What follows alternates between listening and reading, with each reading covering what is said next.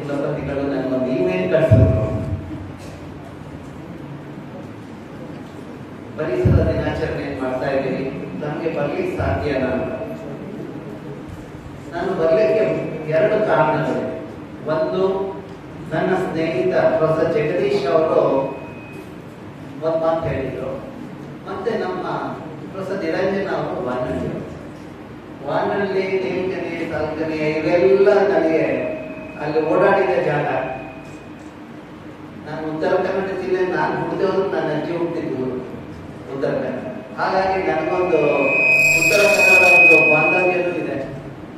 So Vanalli ಮತ್ತೆ ಕೆಲವೊಂದು ಮನೆಯಲ್ಲಿ ಬಹಳಷ್ಟು ದಿವಸ ನಾವು ಉಳ್ಕೊಂಡು ಊಟ ಮಾಡಿದ್ದು ಗೊತ್ತಿಲ್ಲ. ನಮ್ಮ ನಿರಂಜನ ಅವ್ರ ಮನೆಯಲ್ಲೂ ನಾನು ಇನ್ನೂ ಏನೋ ಗೊತ್ತಿಲ್ಲ. ಮೋಸ್ಟ್ಲಿ ಅದು ನಾವು ಇದು ಮಾಡಬೇಕಾಗುತ್ತೆ. 90ರಲ್ಲಿ 90, 91, 92 ಈ ವರ್ಷ ಪರಿಸರ ದಿನಾಚರಣೆಯ ಮೂಲ ಉದ್ದೇಶ ಬೀಟ್ ಪ್ಲಾಸ್ಟಿಕ್ ಪೊಲ್ಯೂಷನ್. ಅಂದ್ರೆ ಪರಿಸರಕ್ಕೆ ಏನು ಹಾನಿ ಆಗ್ತಾ ಇದೆ ಪ್ಲಾಸ್ಟಿಕ್ ಇಂದ, ಅದನ್ನ ಆದಷ್ಟು ಕಡಿಮೆ ಮಾಡೋದು ನಮ್ಮ ಕರ್ತವ್ಯ. ಕೆಲವೊಮ್ಮೆ ನಾನು ಮಾತಾಡುವಾಗ ನಾನು ಬಹಳ ಮುಕ್ತವಾಗಿ ಮಾತಾಡ್ತೇನೆ, ಯಾರು ಬೇಜಾರು ಮಾಡ್ಕೊಳ್ಬೇಡಿ. ಸಹಜವಾಗಿ ಏನ್ ನಡೀತೀಯೋ ಅದನ್ನ ನಾನು ಹೇಳ್ತೇನೆ. ಹೇಳೋ ಕಾರಣ ಏನಂದ್ರೆ ನೆಕ್ಸ್ಟ್ ಟೈಮ್ ಅದು ಮಿಸ್ಟೇಕ್ ಆಗದೆ ಇರಲಿ ಅನ್ನೋ ಒಂದು ಕಾರಣ. ನಾನು ಬೆಳಗ್ಗೆ ಈ ಸಾಲಕ್ಕೆ ಬಂದಾಗ ನನ್ನ ಜೊತೆಗೆ ಒಂದು ಕ್ರೇಟ್ ಪ್ಲಾಸ್ಟಿಕ್ ಬಾಟಲ್ಗಳು ಬಂತು, ನೀರುಗಳಿಂದ ಪ್ಲಾಸ್ಟಿಕ್ ಬಾಟಲ್ಗಳು ನನ್ನ ಜೊತೆಗೆ ಬಂತು. ಇದೆಂತ ದುರ್ದೈವದ ಇದು ಅಂದ್ಕೊಂಡು ನಾನು ಆ ವ್ಯಕ್ತಿ ಕೇಳಿದೆ, ಅಪ್ಪ ನಾನು ಇರುವಾಗ ಪ್ಲಾಸ್ಟಿಕ್ ಮಾತ್ರ ತರಬೇಡ ಹೊರಗಡೆ ಅಂತಂದೆ. ಒಂದು 10 ನಿಮಿಷದಲ್ಲಿ ಪ್ಲಾಸ್ಟಿಕ್ ಎಲ್ಲ ಸ್ಟೀಲ್ ಆಗಿ ಮಾರ್ಪಾಡಾಯಿತು. ಸೊ ಪ್ಲಾಸ್ಟಿಕ್ ಬಾಟಲ್ ಬದಲು ಗ್ಲಾಸ್ ಕಪ್ ಬಂತು, ನೀರು ಬಂತು. ಅಂದ್ರೆ ಮಾಡಲು ಸಾಧ್ಯ, ಆದರೆ ನಾವು ಯಾಕೆ ಮೂರ್ಖ ಶಿಖಾಮಣಿಗಳಾಗಿ ಈ ರೀತಿ ತಪ್ಪುಗಳನ್ನು ಮಾಡ್ತೀವಿ ಅನ್ನೋದು ನಾವು ತಿಳ್ಕೊಂಡು. ನನ್ನ ಸೆಷನ್ ಇಂಟರಾಕ್ಟಿವ್ ಸೆಷನ್, ನಾನು ಕ್ವಶನ್ಸ್ ಕೇಳ್ಬೇಕು. ನೀವು ಯಾವುದೇ ಇದರಲ್ಲಿ ಪರಿಶ್ರಮ ಇರಬೇಕು, ಮತ್ತೆ ಮುಂದೆ ಬರಬೇಕಾದ್ರೆ ಒಂದು ಶಿಸ್ತಿರಬೇಕು. Discipline, commitment, sincerity should be there for you to come to the top. Otherwise it's difficult. ಈಗ ನಮ್ದು competitive world, you have to be more competitive. Okay, so ಈಗ ನಾನೊಂದು ನೆಕ್ಸ್ಟ್ 1-2 ನಿಮಿಷ ನಮ್ಮ ವಿಜ್ಞಾನದಿಂದ ಏನೆಲ್ಲ ಅನುಕೂಲಗಳಾಗಿದೆ ಅನ್ನೋದನ್ನು ಹೇಳ್ತೇನೆ. ನಮ್ಮ ಉತ್ತರ ಕನ್ನಡ ಜಿಲ್ಲೆಯಲ್ಲಿ ಅಘನಾಶಿನಿ ಅಡಕೆ ಪ್ರದೇಶ ಇದೆ. ಬಹಳ ಜೀವ ವೈವಿಧ್ಯತೆಗೆ ಉನ್ನತವಾದ ಸ್ಥಳ. ಅದು ನೀವು ರಾಮ್ಸಾರ್ ವೆಟ್ಲ್ಯಾಂಡ್ ಅಂತ ಹೇಳಿ ಅಂತಾರಾಷ್ಟ್ರೀಯ ಮಾನ್ಯತೆ ಪಡೆಯೋದರಲ್ಲಿ ನಾವು ಸಕ್ಸಸ್ ಆದ್ವಿ. ಕಾರಣ, ಕಳೆದ 2.5 ದಶಕದಲ್ಲಿ ನನ್ನ ಜೊತೆ ಕೆಲಸ ಮಾಡಿದ ವಿದ್ಯಾರ್ಥಿಗಳ ಇದು ಅವರು ಕಲೆಕ್ಟ್ ಮಾಡಿದ ಡೇಟಾ ಅದು ಬಹಳ ಅನುಕೂಲ ಆಯಿತು. ಅದರಿಂದ ನಾವು ಅಲ್ಲಿಯ ಜೀವ ವೈವಿಧ್ಯತೆಯ ವೈಶಿಷ್ಟ್ಯತೆ ಬಗ್ಗೆ ನಾವು ಉಲ್ಲೇಖ ಮಾಡಿದ್ವಿ. ನಾನು ಅಪ್ಲಿಕೇಶನ್ ಅನ್ನ ರಾಮ್ಸಾರ್ ಸೆಕ್ರೆಟೇರಿಯೇಟ್ ಫಸ್ಟ್ ನಾನು ಸಬ್ಮಿಟ್ ಮಾಡಿದಾಗ ಅವ್ರು ಹೇಳಿದ್ರು ಭಾರತ ಸರ್ಕಾರದ ಮೂಲಕ ಈ ಅಪ್ಲಿಕೇಶನ್ ಬರಬೇಕು ಅಂತ ಹೇಳಿ. ನಂತರ ಭಾರತ ಸರ್ಕಾರದವ್ರು ಹೇಳಿದ್ರು ಇಲ್ಲ ಕರ್ನಾಟಕ ಸರ್ಕಾರದಿಂದ ಬರಬೇಕು ಅಂತಂದ್ರು. ನಮ್ಮ ಕರ್ನಾಟಕ ಸರ್ಕಾರದಲ್ಲಿರೋ ಅರಣ್ಯ ಇಲಾಖೆಯ ವ್ಯಕ್ತಿಗಳೆಲ್ಲ ಮೊಬೈಲ್ ಯೂಸ್ ಮಾಡಿಕೊಂಡು ಬಹಳ 2 ವರ್ಷ ನನ್ನ ಅಪ್ಲಿಕೇಶನ್ ಮೇಲೆ ಕೂತಿದ್ರು. ಆಮೇಲೆ ಕಳೆದ ವರ್ಷ 30ನೇ ಜನವರಿ ರಾಮ್ಸಾರ್ ವೆಟ್ಲ್ಯಾಂಡ್ ಅಂತ ಹೇಳಿ ಮಾನ್ಯತೆ ಬಂತು. ಇದು ಯಾವ ವಿಜ್ಞಾನಿಗೂ ಒಳ್ಳೆಯ ಹೆಮ್ಮೆಯ ವಿಷಯ. ಯಾಕಂದ್ರೆ ಅವರ ಜೊತೆ ಕೆಲಸ ಮಾಡಿದ ವಿದ್ಯಾರ್ಥಿಗಳ ಪರಿಶ್ರಮಕ್ಕೆ ಒಂದು ಇದಾಯಿತು. ಅದೇ ರೀತಿ ಕಳೆದ ವಾರ ನಮ್ಮ ಕುಮಟಾದಲ್ಲಿ ಹೊನ್ನಾವರದಲ್ಲಿರೋ ಅಪ್ಸರಪಟ್ಟ ಮುಗ್ಲಿ ಲ್ಯಾಟ್ರೈಟ್ ಹಿಲ್ಸ್ ಇದೆ. ಅದು ಜೀವ ವೈವಿಧ್ಯತೆ ಇವೆಲ್ಲ ಸಸ್ಯಶಾಸ್ತ್ರದ ವಿದ್ಯಾರ್ಥಿಗಳು 35 ಜನ ಇದ್ದೀರಾ ಅಂತ ಗೊತ್ತಾಯ್ತು. ಇವುಗಳು ಅಲ್ಲಿಗೆ ಬರಬೇಕು. ಮಳೆ ಆದ್ರೂ ಮೇಲೆ ಮೊದಲನೇ ಇದಕ್ಕೆ ಬಂದಾಗ ಅಲ್ಲಿರುವ ಹರ್ಬ್ಸ್ ಅದ್ರ ಡೈವರ್ಸಿಟಿ ನೀವು ಅಭ್ಯಾಸ ಮಾಡಬೇಕು. ಆಗ ನಿಮ್ಗೆ ಆಶ್ಚರ್ಯ ಆಗುತ್ತೆ ಎಂತಹ ಸಂಪತ್ತು ನಮ್ಮ ದೇಶ ಹೊಂದಿದೆ. 2012ರಲ್ಲಿ ನಾವು ಒಂದು ರಿಪೋರ್ಟ್ ಮಾಡಿದ್ವಿ. ಆಗ ನಾನು ಸರ್ಕಾರಕ್ಕೆ ವರದಿ ಕೊಟ್ಟಾಗ ನಾನು ಹೇಳಿದ್ದೆ ಇದು ಒಂದು ಪರಿಸರ ದಾನವಾಗಬೇಕು, ಸಂರಕ್ಷಣಾ ದಾನ ಆಗಬೇಕು. 13 ವರ್ಷ ತಗೊಂಡು ನಮ್ಮ ಸತತ ಪ್ರಯತ್ನದಿಂದ ಅದು ಮೆರೈನ್ ಸ್ಯಾಂಕ್ಚುರಿ ಆಗಿ ಕಳೆದ ವಾರ ಡಿಕ್ಲೇರ್ ಆಗಿದೆ. ಇದು 2ನೇ. ಮೂರನೇದು, ಒಬ್ಬ ವಿಜ್ಞಾನಿಯಾಗಿ ನೇಚರ್ ಅಂತ ಜರ್ನಲ್ ಅಲ್ಲಿ ಪಬ್ಲಿಷ್ ಮಾಡೋದು ಒಂದು ಹೆಮ್ಮೆಯ ವಿಷಯ. ಈ ವರ್ಷ ಮಾರ್ಚ್ನಲ್ಲಿ ನಾವು ವೆಸ್ಟರ್ನ್ ಘಟ್ಟ, ಪಶ್ಚಿಮ ಘಟ್ಟದ ಬಗ್ಗೆ ಅಭ್ಯಾಸ ಮಾಡಿದ್ದನ್ನ ಅದರ ಮೌಲ್ಯ ಏನು ಅಂತ ಹೇಳಿ, ಕಾಡಿನ ಮೌಲ್ಯ ಏನು ಅನ್ನೋದನ್ನ ನಾವು ಉಲ್ಲೇಖ ಮಾಡಿ ಒಂದು ಲೇಖನ ಮಾಡಿದ್ವಿ. ಅದು ಮಾರ್ಚಲ್ಲಿ ಪಬ್ಲಿಷ್. ಅದು ಆಗಿ 3 ತಿಂಗಳಿಗೆ ನಿನ್ನೆ ಇನ್ನೊಂದು ಆರ್ಟಿಕಲ್ ಬೆಂಗಳೂರು ಬಗ್ಗೆ ನಾನು ಮಾಡಿದ ಅಭ್ಯಾಸ ಅಕ್ಸೆಪ್ಟ್ ಆಗಿದೆ ಅಂತ ಬಂದಿದೆ ನೇಚರ್. ಇದು ಯಾಕೆ ಹೇಳ್ತಾ ಇದ್ದೀನಿ ಅಂದ್ರೆ, ಈ ರೀತಿಯ ಲೇಖನಗಳನ್ನು ನೀವು ಬಂದಾಗ ಸಹಜವಾಗಿ ನಿಮ್ಮ ವ್ಯಕ್ತಿತ್ವ ಮತ್ತೆ ನಿಮ್ಮ ಕಾರ್ಯದ ಬಗ್ಗೆ ಎಲ್ಲರಿಗೂ ತಿಳಿಯುತ್ತೆ. ನೀವು ಮಾಡೋ ಕಾರ್ಯ ಬೇರೆಯವ್ರಿಗೆ ತಿಳಿಸ್ಬೇಕು. ನೀವು ಮಾಡೋ ಗಲಾಟೆ ಬೇರೆಯವ್ರಿಗೆ ತಿಳಿಸ್ತಾರಲ್ಲ, ನೀವು ಮಾಡೋ ಕಾರ್ಯ ಇದೆಯಲ್ಲ, ನಿಮ್ಮಿಂದ ಎಷ್ಟು ಅನುಕೂಲ ಆಗಿದೆ ಅನ್ನೋದು ಬೇರೆಯವ್ರಿಗೆ ತಿಳಿಸ್ಬೇಕು. ಓಕೆ, ಈಗ ನಾನು ಇವತ್ತಿನ ಪರಿಸರ ದಿವಸದ ಇದಕ್ಕೆ ಬರ್ತಾ ಇದ್ದೇನೆ. ಇದು ಕಾಡಿನ ಮಹತ್ವ ಏನು, ಜೋಗು ಪ್ರದೇಶದ ಮಹತ್ವ ಏನು, ಅದರ ವ್ಯಾಲ್ಯೂ ಏನು, ಕಾಡಿನ ಏನೆಲ್ಲ ಸಿಗುತ್ತೆ, ಅದಕ್ಕೆ ಮೌಲ್ಯ ಹಾಕಿದ್ರೆ 1 ಹೆಕ್ಟೇರ್ ಕಾಡಿಗೆ ಎಷ್ಟು ಇದು ಹಾಕ್ಬೋದು. ನಾನು ಎಲ್ಲೇ ಹೋದ್ರು ಮಕ್ಳಿಗೆ ಕೇಳೋದು ಒಂದೇ ಕ್ವಶನ್. ಮನೇಲಿ ಅಮ್ಮ ಇದ್ದಾರೆ, ಅಮ್ಮನ ಮೌಲ್ಯ ಏನು, ಯಾರಿಗಾದ್ರೂ ಹೇಳಿ ಸಾಧ್ಯ? ಅಮ್ಮ ಸುಮಾರು ಕೆಲಸ ಮಾಡ್ತಾರೆ ಮನೆಯಲ್ಲಿ.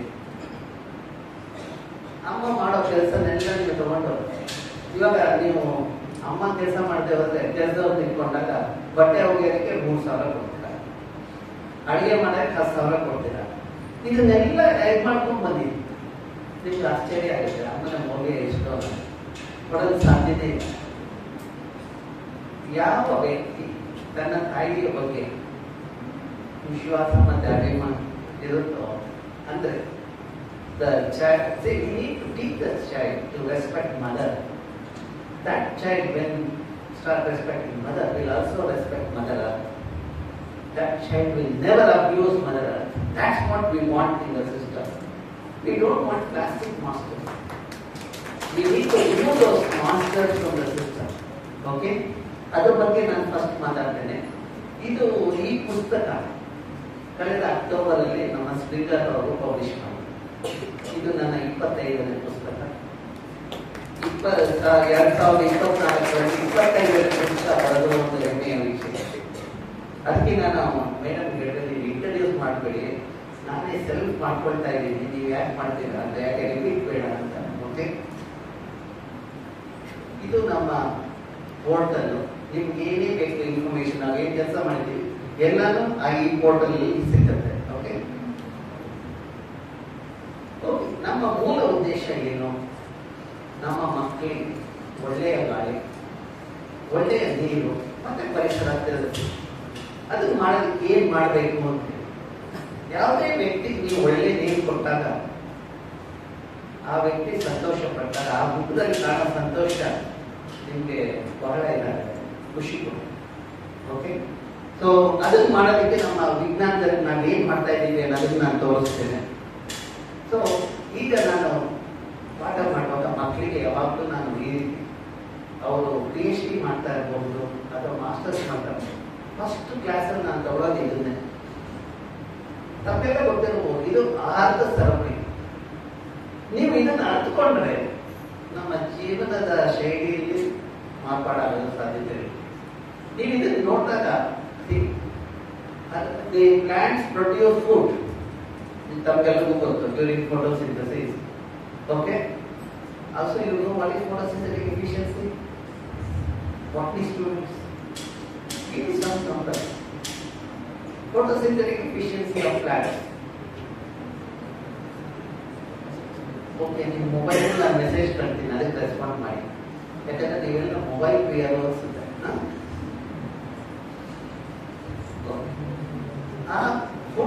ಪ್ರೊಡ್ಯೂಸ್ ಆಗಿರೋದನ್ನ the next level herbivore eats it, then the carnivore. ಕೊನೆಗೆ ನಾವು ಬಿಟ್ಟಿದ್ದನ್ನೆಲ್ಲ see the bacteria and fungi convert that into elemental form. ನೀವು ನೇಚರ್ ನೋಡಿದಾಗ there is nothing called waste. Where do U C waste? Where do U C waste? I am asking question. My last row friends, where do you see waste? You will see waste where? Waste people are there. Okay?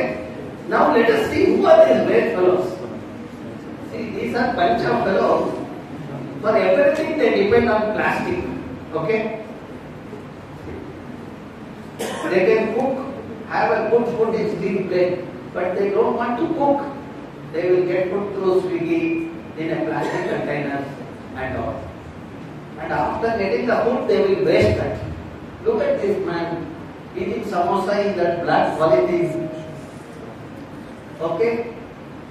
You know, you might ask, why are you so against plastic? You know, I have done the science. I see when water is there in the thing, I know that water has come from plastic water. They just poured it into the glass and they brought it here. But take it to the chemistry lab, it won't like. It will say, I'm from plastic water, because it will have chemicals called dioxin. You know, dioxin is BPA. Dioxins, these are all carcinogens, means it gives cancer. When you drink water, 1000 water, who gets locked in the cancer hospital? Bangalore is number one as far as cancer hospital is concerned. Because Bangaloreans knows everything is the water only. In the morning this water, in the night other water. The life is mess. Okay? So now look at the other thing.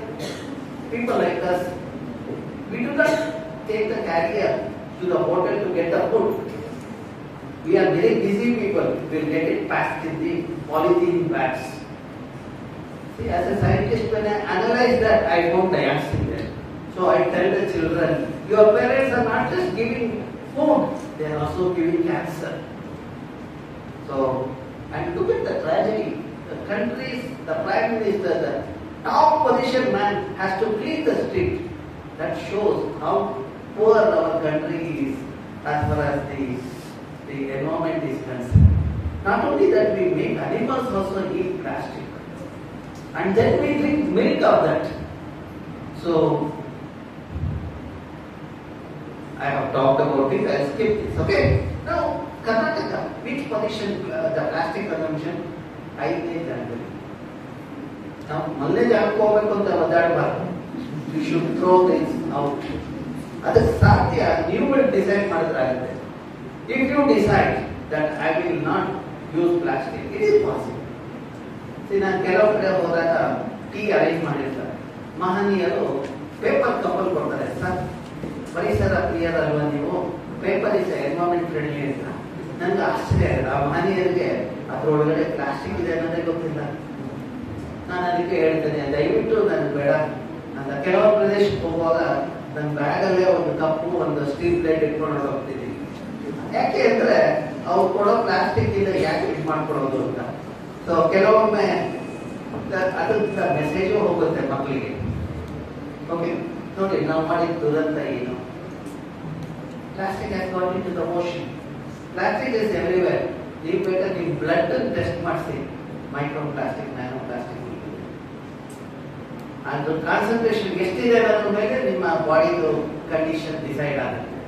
Okay, see my generation, ನಾನು ನಿರಂಜನ್ ವಾನಳ್ಳಿ ಅವರು, ನಾವೆಲ್ಲ ಹಳ್ಳಿಗೆ ಬಂದವರು. ಪರಿಸರ ಚೆನ್ನಾಗಿತ್ತು, ಹಾಗಾಗಿ ನಾವು ಆರೋಗ್ಯವಾಗಿದ್ದೀವಿ. ಅದೇ ಈಗಿನ ಜನ 50 ವರ್ಷ ಆಗುವಾಗ ಏನಾಗುತ್ತೆ ಅಂತ ನನಗೆ ಗೊತ್ತಿಲ್ಲ. ಒಂದು ಬ್ರೈನ್ ಸ್ವಲ್ಪ ಡ್ಯಾಮೇಜ್ ಆಗಿದೆ, ಯಾಕಂದ್ರೆ ಯಾವಾಗಲೂ ಇಟ್ಕೊಂಡು ಹೀಗೆ ಅಂತ ಇರ್ತಾರೆ. ಸೊ ನಾನು I have been various committees. I do not use mobile. I decided not to use mobile. By that, two things happen. One is I am so happy. I have so much time. That's where I can write. I write many articles. Sometimes I tell my people, who are sitting next to me, they will be continuously doing it. I said, in that time, I write one article. In aeroplane and all, when I travel, that's what we do. Now, next, we will come to the next topic, climate change. Is the change in climate is happening? Let us look at the data. As a scientist, I look at the data and then take a decision. ನೋಡಿದ್ರೆ temperature increase ಆಗ್ತಾ ಇದೆ. ನೀವು ಕೇಳ್ಬೋದು, sir temperature increase ಆದ್ರೆ ಏನಾಯ್ತು, ನಾನು ಟೋಪಿ ಹಾಕೊಂಡು ಓಡಾಡ್ತೀನಿ, ಛತ್ರಿ ಇಟ್ಕೊಂಡು ಹೋಗ್ತೀನಿ. ಬಟ್ ಅದರಿಂದ ಅನಾಹುತ ನೀವು ಹತ್ಕೊಂಡ್ರೆ ಟೆಂಪರೇಚರ್ ಚೇಂಜ್ ಆಗಬಾರ್ದು ಅನ್ನೋದು ನಿಮ್ಗೆ ಅನ್ಸುತ್ತೆ. ಒಂದೇನಾಗುತ್ತೆ, number of disasters increase, that's what data shows. ಮತ್ತೆ ಸಿ ಲೆವೆಲ್ ರೈಸ್ ಆಗುತ್ತೆ. ಸಿ ಲೆವೆಲ್ ರೈಸ್ ಆದ್ರೆ ನಮ್ಮ ಕಾರವಾರದಲ್ಲಿರೋ ಜನ ಮುಳುಗ್ತಾರೆ, ಮಂಗಳೂರಿನಲ್ಲಿರೋರು ಮುಳುಗ್ತಾರೆ, ಮುಂಬೈನಲ್ಲಿರೋರು ಮುಳುಗ್ತಾರೆ, ಚೆನ್ನೈಲಿರೋರು ಮುಳುಗ್ತಾರೆ, ಕೊಚ್ಚಿನಲ್ಲಿರೋರು ಮುಳುಗ್ತಾರೆ. ನೀವೇನಾದ್ರು ಕೋಸ್ಟಲ್ ಏರಿಯಾದಲ್ಲಿ ಹುಟ್ಟಿದ್ರೆ ನಿಧಾನ. ಓಕೆ, ನಾವು ಅದರ threat is the glacier melting. Gentlemen, can someone go to that gentleman in the last row? Is there any faculty here? Madam, you go to that man, third person. Please find out what is his problem. Last row.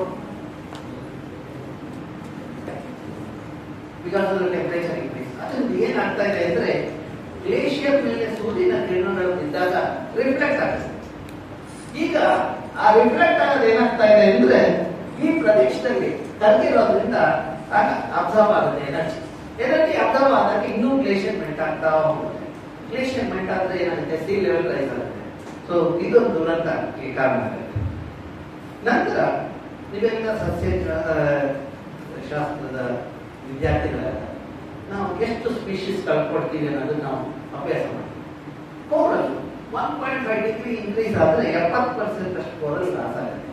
ಅದೇ ಇನ್ನೊಂದು 0.5 degree ಜಾಸ್ತಿ ಮಾಡಿದ್ರೆ 99% we lose. ಎರಡನೇದು, the species of insects, we will lose 6, plants 8, and vertebrates 4. You all know vertebrates because you are all plant students, you know about plant. Insect you will know. But do you know vertebrates? Can somebody tell me what are vertebrates? Students?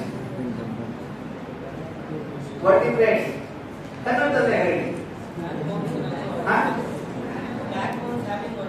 ಯಾರಿಗಿದೆ ಬ್ಯಾಕ್ಬೋನು? ಯಾವ ಮನುಷ್ಯನಿಗೂ backbone ಇಲ್ಲ ಈ ಭಾರತ ದೇಶದಲ್ಲಿ. ಇದರಿಂದ ನಮ್ಮ ದೇಶದಲ್ಲಿ ಈ ತರ ತೊಂದರೆಗಳಾಗ್ತಾ ಇರಲಿಲ್ಲ. ನಿಂತಿದೆಯಾ ನೋಡ್ಕೊಳ? ಇಲ್ಲ ಇಲ್ಲ, ಕೆಲಸ ಮಾಡಿ. ಗುಡ್.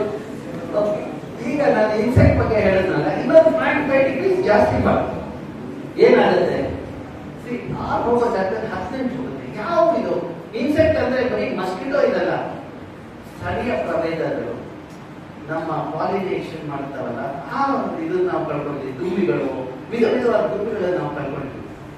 ಓಕೆ, ನಂತರ drought. 350 million people affected because of the drought. ಬರದ ಪರಿಸ್ಥಿತಿ. ಇನ್ನೊಂದು 0.5 ಡಿಗ್ರಿ ಜಾಸ್ತಿ ಮಾಡಿದ್ರೆ 410 million people get affected. Similarly, look at the sea level. 48 centimetre with 1.5 degree ಅಷ್ಟು ಜಾಸ್ತಿ ಆಗಿದೆ. ಇನ್ನೊಂದು 0.5 ಮಾಡಿದ್ರೆ 56 ಸೆಂಟಿಮೀಟರ್ ಜಾಸ್ತಿ ಆದ್ರೆ 50 million people get affected. All our coastal area gets affected. So if it happens in another 50 or 100 years, I am not surprised. At that time I may not be there. You and your children will be there. So you will face the problem. That's where we should work from now. Okay? Now, let us look at this thing. Okay, temperature is increasing at one stage. You will not have food. The estimate shows 60% of the crop yield will come down. So we are going to pay the price. Okay? So now to summarize, these are the problems.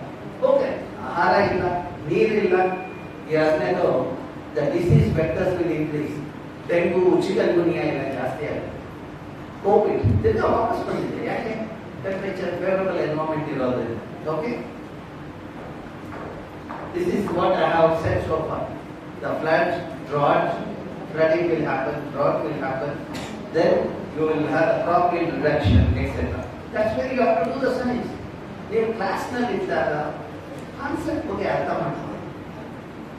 So then you become successful. ಸುಮ್ಮನೆ book ಓದಬೇಕು ಅಂತ ಹೇಳಿ mobile ಅಲ್ಲಿ Google ಮಾಮ ಕೊಟ್ಟಿರೋದನ್ನ assignment ಅಲ್ಲಿ ಕೊಟ್ಬಿಟ್ಟು teacher ಮೋಸ ಮಾಡಬೇಕು. Understand the concept, then you will become successful. Okay, so to summarise, we will lose the food, we will have the water problem, cities become vulnerable, coastal we will lose, and public health get affected. That's why you need to respect Mother Earth. Okay, now let us see ಎಷ್ಟು ಪ್ರಭೇದಗಳಿದೆ ಅಂತ. ನಮಗೆಲ್ಲ ಇರೋದು ಒಂದೇ ಭೂಮಿ ಅಲ್ವಾ? ಇನ್ನೆಲ್ಲ ಇದೆ ಇನ್ನೊಂದು ಭೂಮಿ? ಭೂಮಿ ಅರ್ಥ ಒಂದೇ ತಾನೆ? ಅದು ಟೋಟಲ್ ಇದೆಯಾ? ನಾವು ಭೂಮಿ ಮೇಲೆ ಇದೀವ ಅಥವಾ ಬೇರೆ ಇದ್ದೀವ? ಆ ಭೂಮಿ ಎಷ್ಟು ಪ್ರಭೇದಗಳಿದೆ ಅನ್ನೋದನ್ನ ನಮ್ಮ ಋಗ್ವೇದ ಹೇಳುತ್ತೆ 8ರಿಂದ 12 ದಶಲಕ್ಷಗಳಿದೆ. ನಾವು ವಿಜ್ಞಾನದಲ್ಲಿ ಹೇಳ್ತೀವಿ 1.5 ದಶಲಕ್ಷ ಅಷ್ಟಿದೆ. ಅದರಲ್ಲಿ 10ರಿಂದ 15% ಸ್ಪೀಶೀಸ್ ಪ್ರಭೇದಗಳ ಮೆಡಿಸಿನಲ್ ಪ್ರಾಪರ್ಟಿ ಗೊತ್ತು, ಬಯೋಕೆಮಿಕಲ್ ಪ್ರಾಪರ್ಟಿ. ಇನ್ನು 85% ನಾವು ಕಲಿತೇ ಇಲ್ಲ. ಆಗಲೇ ನಾವು ವಿಜ್ಞಾನ ಕಡೆ ಜಾಸ್ತಿ ಗಮನ ಕೊಡ್ತಾ ಇಲ್ಲ. ಎರಡನೇದು ಕಳ್ಕೊಡ್ತಾ ಇದೆ, ಡಿಫಾರೆಸ್ಟೇಷನ್ ಆಗ್ತಾ ಇದೆ. ಹಾಗಾಗಿ ನಾವು ಎಚ್ಚೆತ್ತುಕೊಳ್ಬೇಕು. ನೀವು ಕೇಳ್ಬೋದು, ಸರ್ ಈ ಪ್ರಭೇದಗಳಿಂದ ಏನು ಪ್ರಯೋಜನ ಅಂತ. ವಿಧ ವಿಧ ವೈವಿಧ್ಯತೆ ಇದ್ದಾಗ ಪ್ರಭೇದದಲ್ಲಿ ನೀವು ಆ ಪ್ರಭೇದದ ಆಹಾರವಾಗಿ ತಗೊಂಡಾಗ ನಿಮಗೆ ವಿಧ ವಿಧವಾದ ಆಹಾರ ಸಿಗ್ತದೆ. ವಿಧ ವಿಧವಾದ ಆಹಾರ ಸಿಕ್ಕಿದಾಗ ನಿಮ್ಮ ಬಾಡಿಗೆ ಇಮ್ಯುನಿಟಿ ಸಿಗ್ತದೆ. You will be healthy. That means diversity in your food gives the immunity to your body. See, ಯಾರು ಅವರ ಫುಡ್ ಪ್ಲೇಟ್ ಡೈವರ್ಸಿಟಿ ಇರುತ್ತೋ ಅವ್ರು ಬಹಳ ಹೆಲ್ತಿ. ಅದಕ್ಕೋಸ್ಕರ ಇವನ್ ಗೋಟದ ಡಾಕ್ಟರ್ ಅವ್ರು ಹೇಳ್ತಾರೆ ಫೈಬರ್ ರಿಚ್ ತಗೊಳ್ಳಿ, ಮತ್ತೆ ಪ್ರೋಟೀನ್ ತಗೊಳ್ಳಿ. ಇದೆಲ್ಲ ವಿಧ ವಿಧವಾದ ಇದು. ಅದು ತಗೊಂಡ್ರೆ ನಿಮ್ಮ ಆರೋಗ್ಯ ಬಹಳ ಚೆನ್ನಾಗಿರುತ್ತೆ ಅಂತ. ಈಗ ಪಿಜ್ಜಾ ತಿನ್ನೋ ವ್ಯಕ್ತಿಗಳನ್ನು ನೋಡಿರ್ಬೋದು. ಪಿಜ್ಜಾ ತಿನ್ನೋ ವ್ಯಕ್ತಿಗಳು ಅಥವಾ ಒಂದೇ ರೀತಿಯ ಆಹಾರ ತಗೊಳ್ಳೋ ವ್ಯಕ್ತಿಗಳನ್ನು ನೀವು ನೋಡೋದು, ಅವರು ಅಷ್ಟು ಆಕ್ಟಿವ್ ಆಗಿರಲ್ಲ. ಕಾರಣ ಅವರ ಬಾಡಿಯಲ್ಲಿ ಬೇಕಾದ ಇದಿರಲ್ಲ, ಇಮ್ಯುನಿಟಿ ಲೆವೆಲ್ಸ್ ಇದೆಲ್ಲ ಕಡಿಮೆ ಇರಲ್ಲ. ಈಗ ನಮ್ಮ ಇದರಲ್ಲಿ ಭೂಮಿಯಲ್ಲಿ ಯಾವ ಭಾಗದಲ್ಲಿ ಜಾಸ್ತಿ ಪ್ರಭೇದಗಳಿದೆ ಅನ್ನೋದನ್ನ ಅಭ್ಯಾಸ ಮಾಡಿದಾಗ ಲ್ಯಾಟಿಟ್ಯೂಡ್ ನಲ್ಲಿ when you go, I am sure as a students of science you know what is latitude, latitude. When you go latitude ನಲ್ಲಿ ನೋಡಿ, ಈ ಭಾಗದಲ್ಲಿ ಈ ಜಾಗ ಇದೆಯಲ್ಲ, ಇಲ್ಲಿ ಬಹಳಷ್ಟು ಪ್ರಭೇದಗಳಿದೆ, ವೈವಿಧ್ಯತೆ ಜಾಸ್ತಿ ಇದೆ. ಅದು ಎಲ್ಲಿ ಅಂತ ನೋಡಿದಾಗ 8 to 15 ಡಿಗ್ರಿ ಲ್ಯಾಟಿಟ್ಯೂಡ್, 8ರಿಂದ 15 ಡಿಗ್ರಿ ಲ್ಯಾಟಿಟ್ಯೂಡ್ ಯಾವ ಭಾಗದಲ್ಲಿ ಇರುತ್ತೆ ಪ್ರದೇಶದಲ್ಲಿ ಅಂದ್ರೆ ನಮ್ಮ ಕೇರಳ, ಕರ್ನಾಟಕ, ತಮಿಳುನಾಡು, ಗೋವಾ. ನಾವೆಲ್ಲ ಆ ಪ್ರದೇಶದಿಂದ ಬಂದವರು. ನಮ್ಗೆ ಅದನ್ನ ನಾವು ತಗೊಂಡು ಹುಟ್ಟಿದ್ವಿ. ಅಟ್ಲೀಸ್ಟ್ ನಮ್ಮ ಮಕ್ಕಳಿಗೆ ಅದನ್ನು ಕೊಡ್ಬೇಕಾಗಿರೋದು ನಮ್ಮ ಕರ್ತವ್ಯ. ಅಲ್ಲಿ ನಾವು ಸಂರಕ್ಷಣೆ ಹ್ಯಾಕ್ ಮಾಡಬೇಕು ಅನ್ನೋದು ನಾವು ಅರ್ಥ ಮಾಡ್ಕೊಳ್ಬೇಕು. ಅದನ್ನ ಮಾಡಲಿಕ್ಕೆ ಪಿಕ್ಚರ್ಸ್ ಮೂಲಕ ನಾವು ಅಭ್ಯಾಸ ಮಾಡಿ. ನಿಮ್ಮ ಪಿಕ್ಚರ್ 10 ವರ್ಷದ ಹಿಂದಿಂದು ಮತ್ತೆ ಇವತ್ತಿಂದ ಇದ್ರೆ ನೀವೇನ್ ಮಾಡ್ಬೋದು, ಏನ್ ಚೇಂಜಸ್ ಆಗಿದೆ ನಿಮ್ಮ ಮುಖದಲ್ಲಿ, ನಿಮ್ಮ ಬಾಡಿಲಿ ಅಂತ ನೀವು ಅಭ್ಯಾಸ ಮಾಡಿ. ಅದೇ ರೀತಿ ನಾವು ಪಿಕ್ಚರ್ ಸ್ಯಾಟಲೈಟ್ ಅಲ್ಲಿ ಕ್ಯಾಮ್ರಾ ಇಟ್ಟು ಪಿಕ್ಚರ್ ತಗೊಂಡಾಗ ಯಾವ ಪ್ರದೇಶದಲ್ಲಿ ಎಷ್ಟು ಕಾಡಿದೆ, ಎಷ್ಟು ಅರಣ್ಯ ನಾಶ ಆಗಿದೆ ಅದನ್ನೆಲ್ಲ ನಾವು ಅಭ್ಯಾಸ ಮಾಡಿ. ಅದಕ್ಕೆ ಈ ರೀತಿಯ ಡೇಟಾ ನಾವು ಉಪಯೋಗಿಸ್ತೀವಿ. ಆ ಪಿಕ್ಚರ್ ನೀವು ಅದನ್ನ ಅಭ್ಯಾಸ ಮಾಡಿದ್ರೆ ಅದೆಲ್ಲ it nothing but numbers. Okay, then we use the classifiers. ನಾವು ಆರ್ಟಿಫಿಷಿಯಲ್ ಇಂಟೆಲಿಜೆನ್ಸ್, ಮೆಷಿನ್ ಲರ್ನಿಂಗ್ ಬಂದಿದೆ. ನಾನು ವಿದ್ಯಾರ್ಥಿ ಆದಾಗ ನನ್ನ ಬುದ್ಧಿಯಿಂದನೇ ಬಹಳಷ್ಟು ಕೆಲಸ ಮಾಡಿದೆ. ಈಗಿನ ವಿದ್ಯಾರ್ಥಿಗಳಿಗೆ ಕೃತಕ ಬುದ್ಧಿ ಬಂದಿದೆ, artificial intelligence. Nothing against that. C, ನಾನು ಒಂದು ಜಿಲ್ಲೆ ಅಭ್ಯಾಸ ಮಾಡಲಿಕ್ಕೆ 8ರಿಂದ 10 ತಿಂಗಳು ತಗೊಳ್ತಾ ಇದ್ದೆ. ಅದೇ ನನ್ನ ವಿದ್ಯಾರ್ಥಿಗಳು ಈಗ ಅಭ್ಯಾಸ ಮಾಡಿದಾಗ ಇಡೀ ಪಶ್ಚಿಮ ಘಟ್ಟನ್ನ 6ರಿಂದ 8 ತಿಂಗಳಿಗೆ ಮುಗಿಸ್ತಾರೆ. See, that means this technology has empowered humans to do better science. Okay, so that is what, and you can also predict. There are some models. I will not get into those things. ಈಗ ಪಶ್ಚಿಮ ಘಟ್ಟ ಜಿಲ್ಲೆ, ಪಶ್ಚಿಮ ಘಟ್ಟ ಪ್ರದೇಶ ನೀವು ನೋಡಿದಾಗ ನಿಮ್ಗೆಲ್ಲ ಒಂದೊಂದು ಸಣ್ಣ ಸಣ್ಣ ಮನೆಗಳಿರಬಹುದು. ಆದ್ರೆ ನನ್ನ ಮನೆ ಎಷ್ಟು ಗೊತ್ತಾ? ಪಶ್ಚಿಮ ಘಟ್ಟ. ಕೇರಳದಿಂದ ಗುಜರಾತ್ ತನಕ ನಾನು ಓಡಾಡ್ತಾ ಇರ್ತೀನಿ. ನಮ್ಮ ವೈಸ್ ಚಾನ್ಸಲರ್ ಅವರು ಇಮೇಲ್ ಕಳಿಸಿದಾಗ ನಾನು ಕೇರಳದಲ್ಲಿದ್ದೆ. ನೆಕ್ಸ್ಟ್ ಟೈಮ್ ನಮ್ಮ ರಾಜೇಂದ್ರ ಅವರು ಫೋನ್ ಮಾಡಿದಾಗ ನಾನು ಪೂನಾದಲ್ಲಿದ್ದೆ. ಸೊ ನಾನು ಇದೆಲ್ಲ ಮಾಡಿದ್ರ ಮೇಲೆ ನಮ್ಮ ದೇಶದಲ್ಲಿರೋ ಇದ್ರ ಬಗ್ಗೆ ಬೇರೆಯವ್ರಿಗೆ ತಿಳಿಸೋಕ್ಕೋಸ್ಕರ ವಿದೇಶಕ್ಕೆ ಹೋಗಿ ಹಾಗಾಗಿ ಸುತ್ತಾ ಇರ್ತೀನಿ. ಸೊ ಸುತ್ತೋದ್ರಿಂದ ಏನು ಅನುಕೂಲ ಅಂದರೆ ನಿಮಗೆ ಜ್ಞಾನ ಅರ್ಜುನ, ಸೊ ಇದು ವೃದ್ಧಿ ಆಗ್ತದೆ. ಓಕೆ, ಈಗ ನಾವು ಪಶ್ಚಿಮ ಘಟ್ಟದಲ್ಲಿ ಆ ಪಿಕ್ಚರ್ ತಗೊಂಡು ಕಾಡುಗಳ ಸ್ಥಿತಿ ಬಗ್ಗೆ ಅಟ್ಯಾಚ್ ಮಾಡಿದ್ರೆ ಕಾಡುಗಳು ಕಡಿಮೆ ಆಗ್ತಾ ಇದೆ. ನಿತ್ಯ ಹರಿದವನ್ನ ಕಾಡುಗಳು, ಎರೆಹುಳು ಕಾಡುಗಳು ಕಡಿಮೆ ಆಗ್ತಾ ಇದೆ. ಕಾಡುಗಳು ಅಷ್ಟೇ ಕಡಿಮೆ ಆಗ್ತಾ ಇಲ್ಲ, ಕಾಡುಗಳು ಚಿತ್ರ ಆಗ್ತಾ ಇದೆ ಅನ್ನೋದು ಈ ಅಭ್ಯಾಸದಿಂದ ಫ್ರಾಗ್ಮೆಂಟೇಶನ್ ಆಫ್ ಫಾರೆಸ್ಟ್. ಎಲ್ಲಿ ಫ್ರಾಗ್ಮೆಂಟೇಶನ್ ಆಗುತ್ತೋ ಅಲ್ಲಿ ಹ್ಯೂಮನ್ ಅನಿಮಲ್ ಕಾನ್ಫ್ಲಿಕ್ಟ್ ಆಗುತ್ತೆ. ಮನುಷ್ಯರು ಮತ್ತೆ ಪ್ರಾಣಿಗಳಿಗೆ ಆಗೋ ಸಂಘರ್ಷ ನೀವು ಕಡಿಮೆ ಮಾಡ್ಬೇಕಾದ್ರೆ ಅವುಗಳ ವಾಸಸ್ಥಾನ ನಾವು ಬಿಟ್ಕೊಡ್ಬೇಕು. ಅದನ್ನ ಬಿಟ್ಬಿಟ್ಟು ನಾವು ಅವು ಇರೋ ಪ್ರದೇಶದಲ್ಲೇ ಹೋಗಿ ನಾವು ರೆಸಾರ್ಟ್ ಮಾಡ್ತೀವಿ ಅನ್ನೋದು, ಅವುಗಳು ನಮ್ಮ ರೆಸಾರ್ಟ್ ಬಂದಾಗ ನಮ್ಗೆ ಇವಾಗ ತೊಂದರೆ ಆಗ್ತಾ ಇದೆ ಅನ್ನೋದು, ಆಮೇಲೆ ಸರ್ಕಾರದವರು ಕಾಂಪನ್ಸೇಷನ್ ಕೊಡೋದು, ಇದೆಲ್ಲ ಒಂದು ಮೂರ್ಖತನದ ಇದು. ಓಕೆ, ಸೊ ಈಗ ಇದೇ ರೀತಿ ನಾವು ಕಾಡುಗಳನ್ನು ಕಳ್ಕೊಂಡ್ರೆ ಏನಾಗಬಹುದು ಅನ್ನೋದು ನಾವು ಅಭ್ಯಾಸ ಮಾಡಿದಾಗ 2031 ಇಸ್ವಿಗೆ ಓನ್ಲಿ 10% ನಿತ್ಯ ಹರಿದನ್ನು ಕಾಡಿರುತ್ತೆ. ಇಡೀ ಪ್ರದೇಶ ಪಶ್ಚಿಮ ಘಟ್ಟದಲ್ಲಿ ನಮ್ಗೆ 18% ಅಷ್ಟು ಮಾತ್ರ ಕಾಡಿರುತ್ತೆ. ನಿಮ್ಗೆಲ್ಲ ತಿಳಿದಿರ್ಬೋದು, ಯಾವುದೇ ಪ್ರದೇಶದಲ್ಲಿ ಕಾಡು ಎಷ್ಟು ಇರಬೇಕು ಅಂತ 33% ಇರಬೇಕು. ಆದ್ರೆ ನಾವು 18% ಅದು ಪಶ್ಚಿಮ ಘಟ್ಟದಲ್ಲಿ. ಈಗ ಈ ಕಾಡನ್ನು ನಾವು ಕಳ್ಕೊಳ್ಳೋದ್ರಿಂದ ಏನೆಲ್ಲ ಹವಾಮಾನ ವೈಪರೀತ್ಯ ಆಗ್ಬೋದು ಅನ್ನೋದು ನಾವು ಅಭ್ಯಾಸ ಮಾಡಿದಾಗ, ಇದು ನಾವು 2018 ನಾನು ಬಂದಿದ್ದೆ. ನಾನು ಮತ್ತೆ ನನ್ನ ವಿದ್ಯಾರ್ಥಿ ಭರತನ್ ಅವರು ನಾವು ಬರ್ದಾಗ ಲೇಖನ ಅದ್ರಲ್ಲಿ ಒಂದು ಪ್ಯಾರಾಗ್ರಾಫ್ ನಾನು ಬಂದಿದ್ದೆ. ಇಲ್ಲಿ ಟೆಂಪರೇಚರ್ ಜಾಸ್ತಿ ಆಗುತ್ತೆ, Kerala will become warmer, Kerala will become A hot bed of diseases ಅಂತ ಬಂದಿದೆ. ಅದೇ ರೀತಿ ನೋಡಿ, ಕೋವಿಡ್ ಸ್ಟಾರ್ಟ್ ಆಗಿದ್ದು ಕೇರಳದಲ್ಲಿ, ಇವಾಗ ಆಗ್ತಾ ಇರೋದು ಕೇರಳ 2020 ಕೇರಳದಲ್ಲಿ ಶುರು ಆಗುತ್ತೆ. ಅಷ್ಟೇ ಅಲ್ಲ, ರೈನ್ಫಾಲ್ ಮಳೆ ಎಷ್ಟು ಬರ್ಬೇಕಾಗಿತ್ತು ಇವಾಗ 5 ರಿಂದ 8 ತಿಂಗಳು ಕೇರಳದಲ್ಲಿ. ಅದೇ ನಮ್ಮ ಕರ್ನಾಟಕದಲ್ಲಿ 4 ತಿಂಗಳು ಬರುತ್ತೆ. ಅದು 4 ತಿಂಗಳು ಬಂದ್ರೆ ಒಳ್ಳೆದೇನೆ. ಅದು ಕೆಲವು ದಿವಸ ಮಾತ್ರ ಬಹಳ ಮಳೆ ಬರ್ಬೇಕು. ಈಗ ನಿನ್ನೆ ಸೂರತ್ನಲ್ಲಿ, ಗುಜರಾತ್ ಅಲ್ಲಿ ನೋಡಿರ್ಬೋದು, ನ್ಯೂಸ್ ಪೇಪರ್ ಅಲ್ಲಿ ನೋಡಿದ್ರು ಅಥವಾ ಗೂಗಲ್ ಮಾಮ ಹೇಳಿರ್ತಾರೆ, Surat is under floods. So ಅದು ಒಂದೇ ದಿವಸಕ್ಕೆ 400 ಮಿಲಿಮೀಟರ್ ಮಳೆ ಬಂದಿದೆ, 36 ಗಂಟೆ 400 ಮಿಲಿಮೀಟರ್. ಅದಕ್ಕೆ ನಾವು ಹೈ ಇಂಟೆನ್ಸಿಟಿ ರೈನ್ಫಾಲ್ ಅಂತೀವಿ. ಆ ಥರ ಆದಾಗ ಏನಾಗುತ್ತೆ ಅಂದ್ರೆ ಪ್ರವಾಹ ಆಗುತ್ತೆ, ಲ್ಯಾಂಡ್ ಸ್ಲೈಡ್ಸ್ ಆಗುತ್ತೆ, ಮಡ್ ಸ್ಲೈಡ್ಸ್ ಆಗುತ್ತೆ.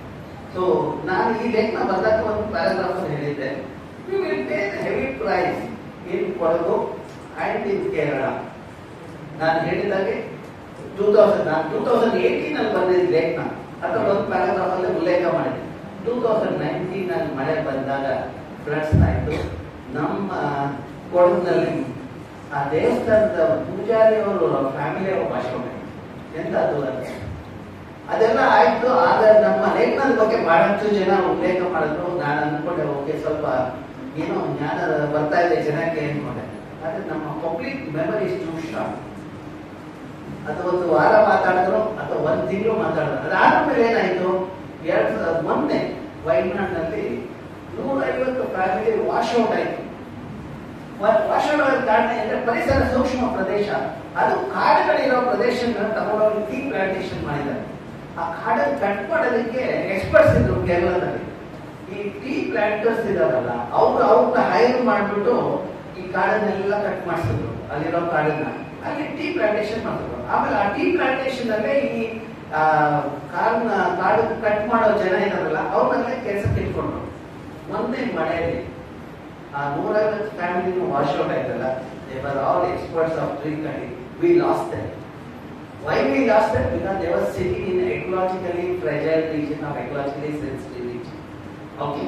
So now, ಈಗ ಪರಿಸರದ ಮೌಲ್ಯದ ಬಗ್ಗೆ ನಾನು ಮಾತಾಡುವಾಗ ಹೇಗೆ ಮೌಲ್ಯ ಮಾಡ್ತೀವಿ?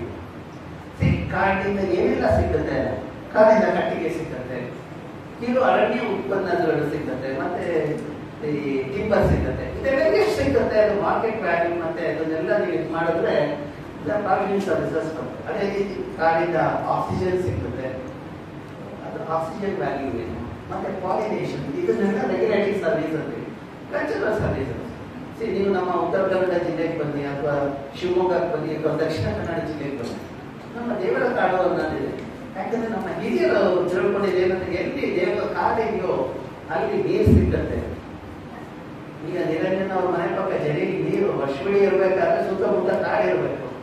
ಅದನ್ನ ಅಳತೆ ಮಾಡಿದ್ರೆ ಏನಾಗುತ್ತೆ, ನೀರು ಕಡಿಮೆ ಆಗುತ್ತೆ. ಓಕೆ, ಸೊ ಇದನ್ನೆಲ್ಲ ನಾವು ಕರೆ ಹಾಕಿದಾಗ ಒಂದು ಕಾಡು ಮೋಲಿ ಏನಾದ್ರು ತಿಳಿದೋಯ್ತು, ಅದನ್ನ ನಾವು ಪುಸ್ತಕದಲ್ಲಿ ಇದು ಮಾಡಿದ್ವಿ, ಪ್ರಕಟಿಸಿದ್ವಿ. ಈಗ ಒಂದು ಸರ್ವಿಸ್ ತಗೊಳ್ತೀವಿ, ಇವೆಲ್ಲ 40 ಸ್ಟೂಡೆಂಟ್ಸ್, ನಿಮಗೆಲ್ಲ ಫೋಟೋಸಿಂಥಸಿಸ್ ಗೊತ್ತಿದೆ, ಕಾರ್ಬನ್ ಸಿಕ್ವೆಸ್ಟ್ರೇಷನ್. ಒಂದು ಮರ ಒಂದು ವರ್ಷಕ್ಕೆ ಎಷ್ಟು ಕಾರ್ಬನ್ ಸಂಗ್ರಹಿಸುತ್ತೆ. ಓಕೆ, ಅದನ್ನ ಹ್ಯಾಕ್ ಕ್ಯಾಲ್ಕುಲೇಟ್ ಮಾಡ್ಬೋದು ಅಂದ್ರೆ ಆ ಇದರಲ್ಲಿರೋ ಗತ್ತು ಮತ್ತೆ ಹೈಟ್ ಬಯೋಮಾಸ್ ನೀವು ಕ್ಯಾಲ್ಕುಲೇಟ್ ಮಾಡಿದ್ರೆ ಒಂದು ವರ್ಷದಿಂದ ಇನ್ನೊಂದು ವರ್ಷಕ್ಕೆ ಎಷ್ಟು ಜಾಸ್ತಿ ಆಗುತ್ತೋ ಅಷ್ಟು ಕಾರ್ಬನ್ ಶೇಖರಣೆ ಆಗಿದೆ ಅನ್ನೋದು. ಈಗ ನಾವು ಪಶ್ಚಿಮ ಘಟ್ಟ ಜಿಲ್ಲೆಯಲ್ಲಿರೋ ಕಾಡಿನಲ್ಲಿರುವ ಸಸ್ಯಗಳಲ್ಲಿ ಎಷ್ಟು ಇದಾಗಿದೆ ಅಂತ ನಾವು ಅಭ್ಯಾಸ ಮಾಡಿದಾಗ ಇದು above ground biomass, this is below ground root and then this is soil carbon and this is the total carbon. ನಾವು ಅಷ್ಟು ಕರೆ ಹಾಕಿದಾಗ 1.28 ಮಿಲಿಯನ್ ಗಿಗಾಗ್ರಾಮ್ ಅಷ್ಟು ಕಾರ್ಬನ್ ಶೇಖರಣೆ ಆಗಿದೆ. ಓಕೆ, ಮತ್ತೆ ಪ್ರತಿ ವರ್ಷ 37,000 ಗಿಗಾಗ್ರಾಮ್ ಅಷ್ಟು ಕಾರ್ಬನ್ ಶೇಖರಣೆ ಆಗ್ತದೆ. ಈ ಶೇಖರಣೆಗೆ ಇದು ಎಷ್ಟಾಗ್ತಾ ಇದೆ ಅಂದ್ರೆ ನಮ್ಮ ಕೊಚ್ಚಿನ್ ಮತ್ತೆ ತ್ರಿವೇಂದ್ರಮ್, ಮಂಗಳೂರು ಅಲ್ಲೆಲ್ಲ ಉತ್ಪನ್ನ ಕಾರ್ಬನ್ ಇದು ಎಮಿಷನ್ ಇದೆಯಲ್ಲ, ಅದಕ್ಕೆ ಇವುಗಳು ಈ ಮರಗಳಿಗೆ ಹೀರ್ಕೊಂಡು ಒಂದು ಬ್ಯಾಲೆನ್ಸ್ ಮಾಡ್ತಾರೆ. ಸೊ ಇದ್ರ ಮೌಲ್ಯ ಎಷ್ಟು ಅಂತ ನೋಡಿದಾಗ ಇಟ್ ಆಲ್ಮೋಸ್ಟ್ 100 ಬಿಲಿಯನ್ ರುಪೀಸ್. ನಮ್ಮ ಕಾಡಿನಲ್ಲಿ ಪಶ್ಚಿಮ ಘಟ್ಟದಲ್ಲಿರುವ ಕಾಡಿನಲ್ಲಿರುವ ಕಾರ್ಬನ್ ಶೇಖರಣೆ ಆಗಿರೋದಕ್ಕೆ ಅದು ಮಾಡಿರೋ ಕೆಲಸಕ್ಕೆ ನೀವು ಎಷ್ಟು ಮೌಲ್ಯ ಕೊಡ್ತೀರಾ ಅಂದ್ರೆ ಇಟ್ ಅಮೌಂಟ್ 100 ಬಿಲಿಯನ್ ರುಪೀಸ್ ಅಥವಾ 1.4 ಬಿಲಿಯನ್ ಡಾಲರ್. ನೀವು ಕೇಳ್ಬೋದು ಇದರಿಂದ ಏನ್ ಪ್ರಯೋಜನ.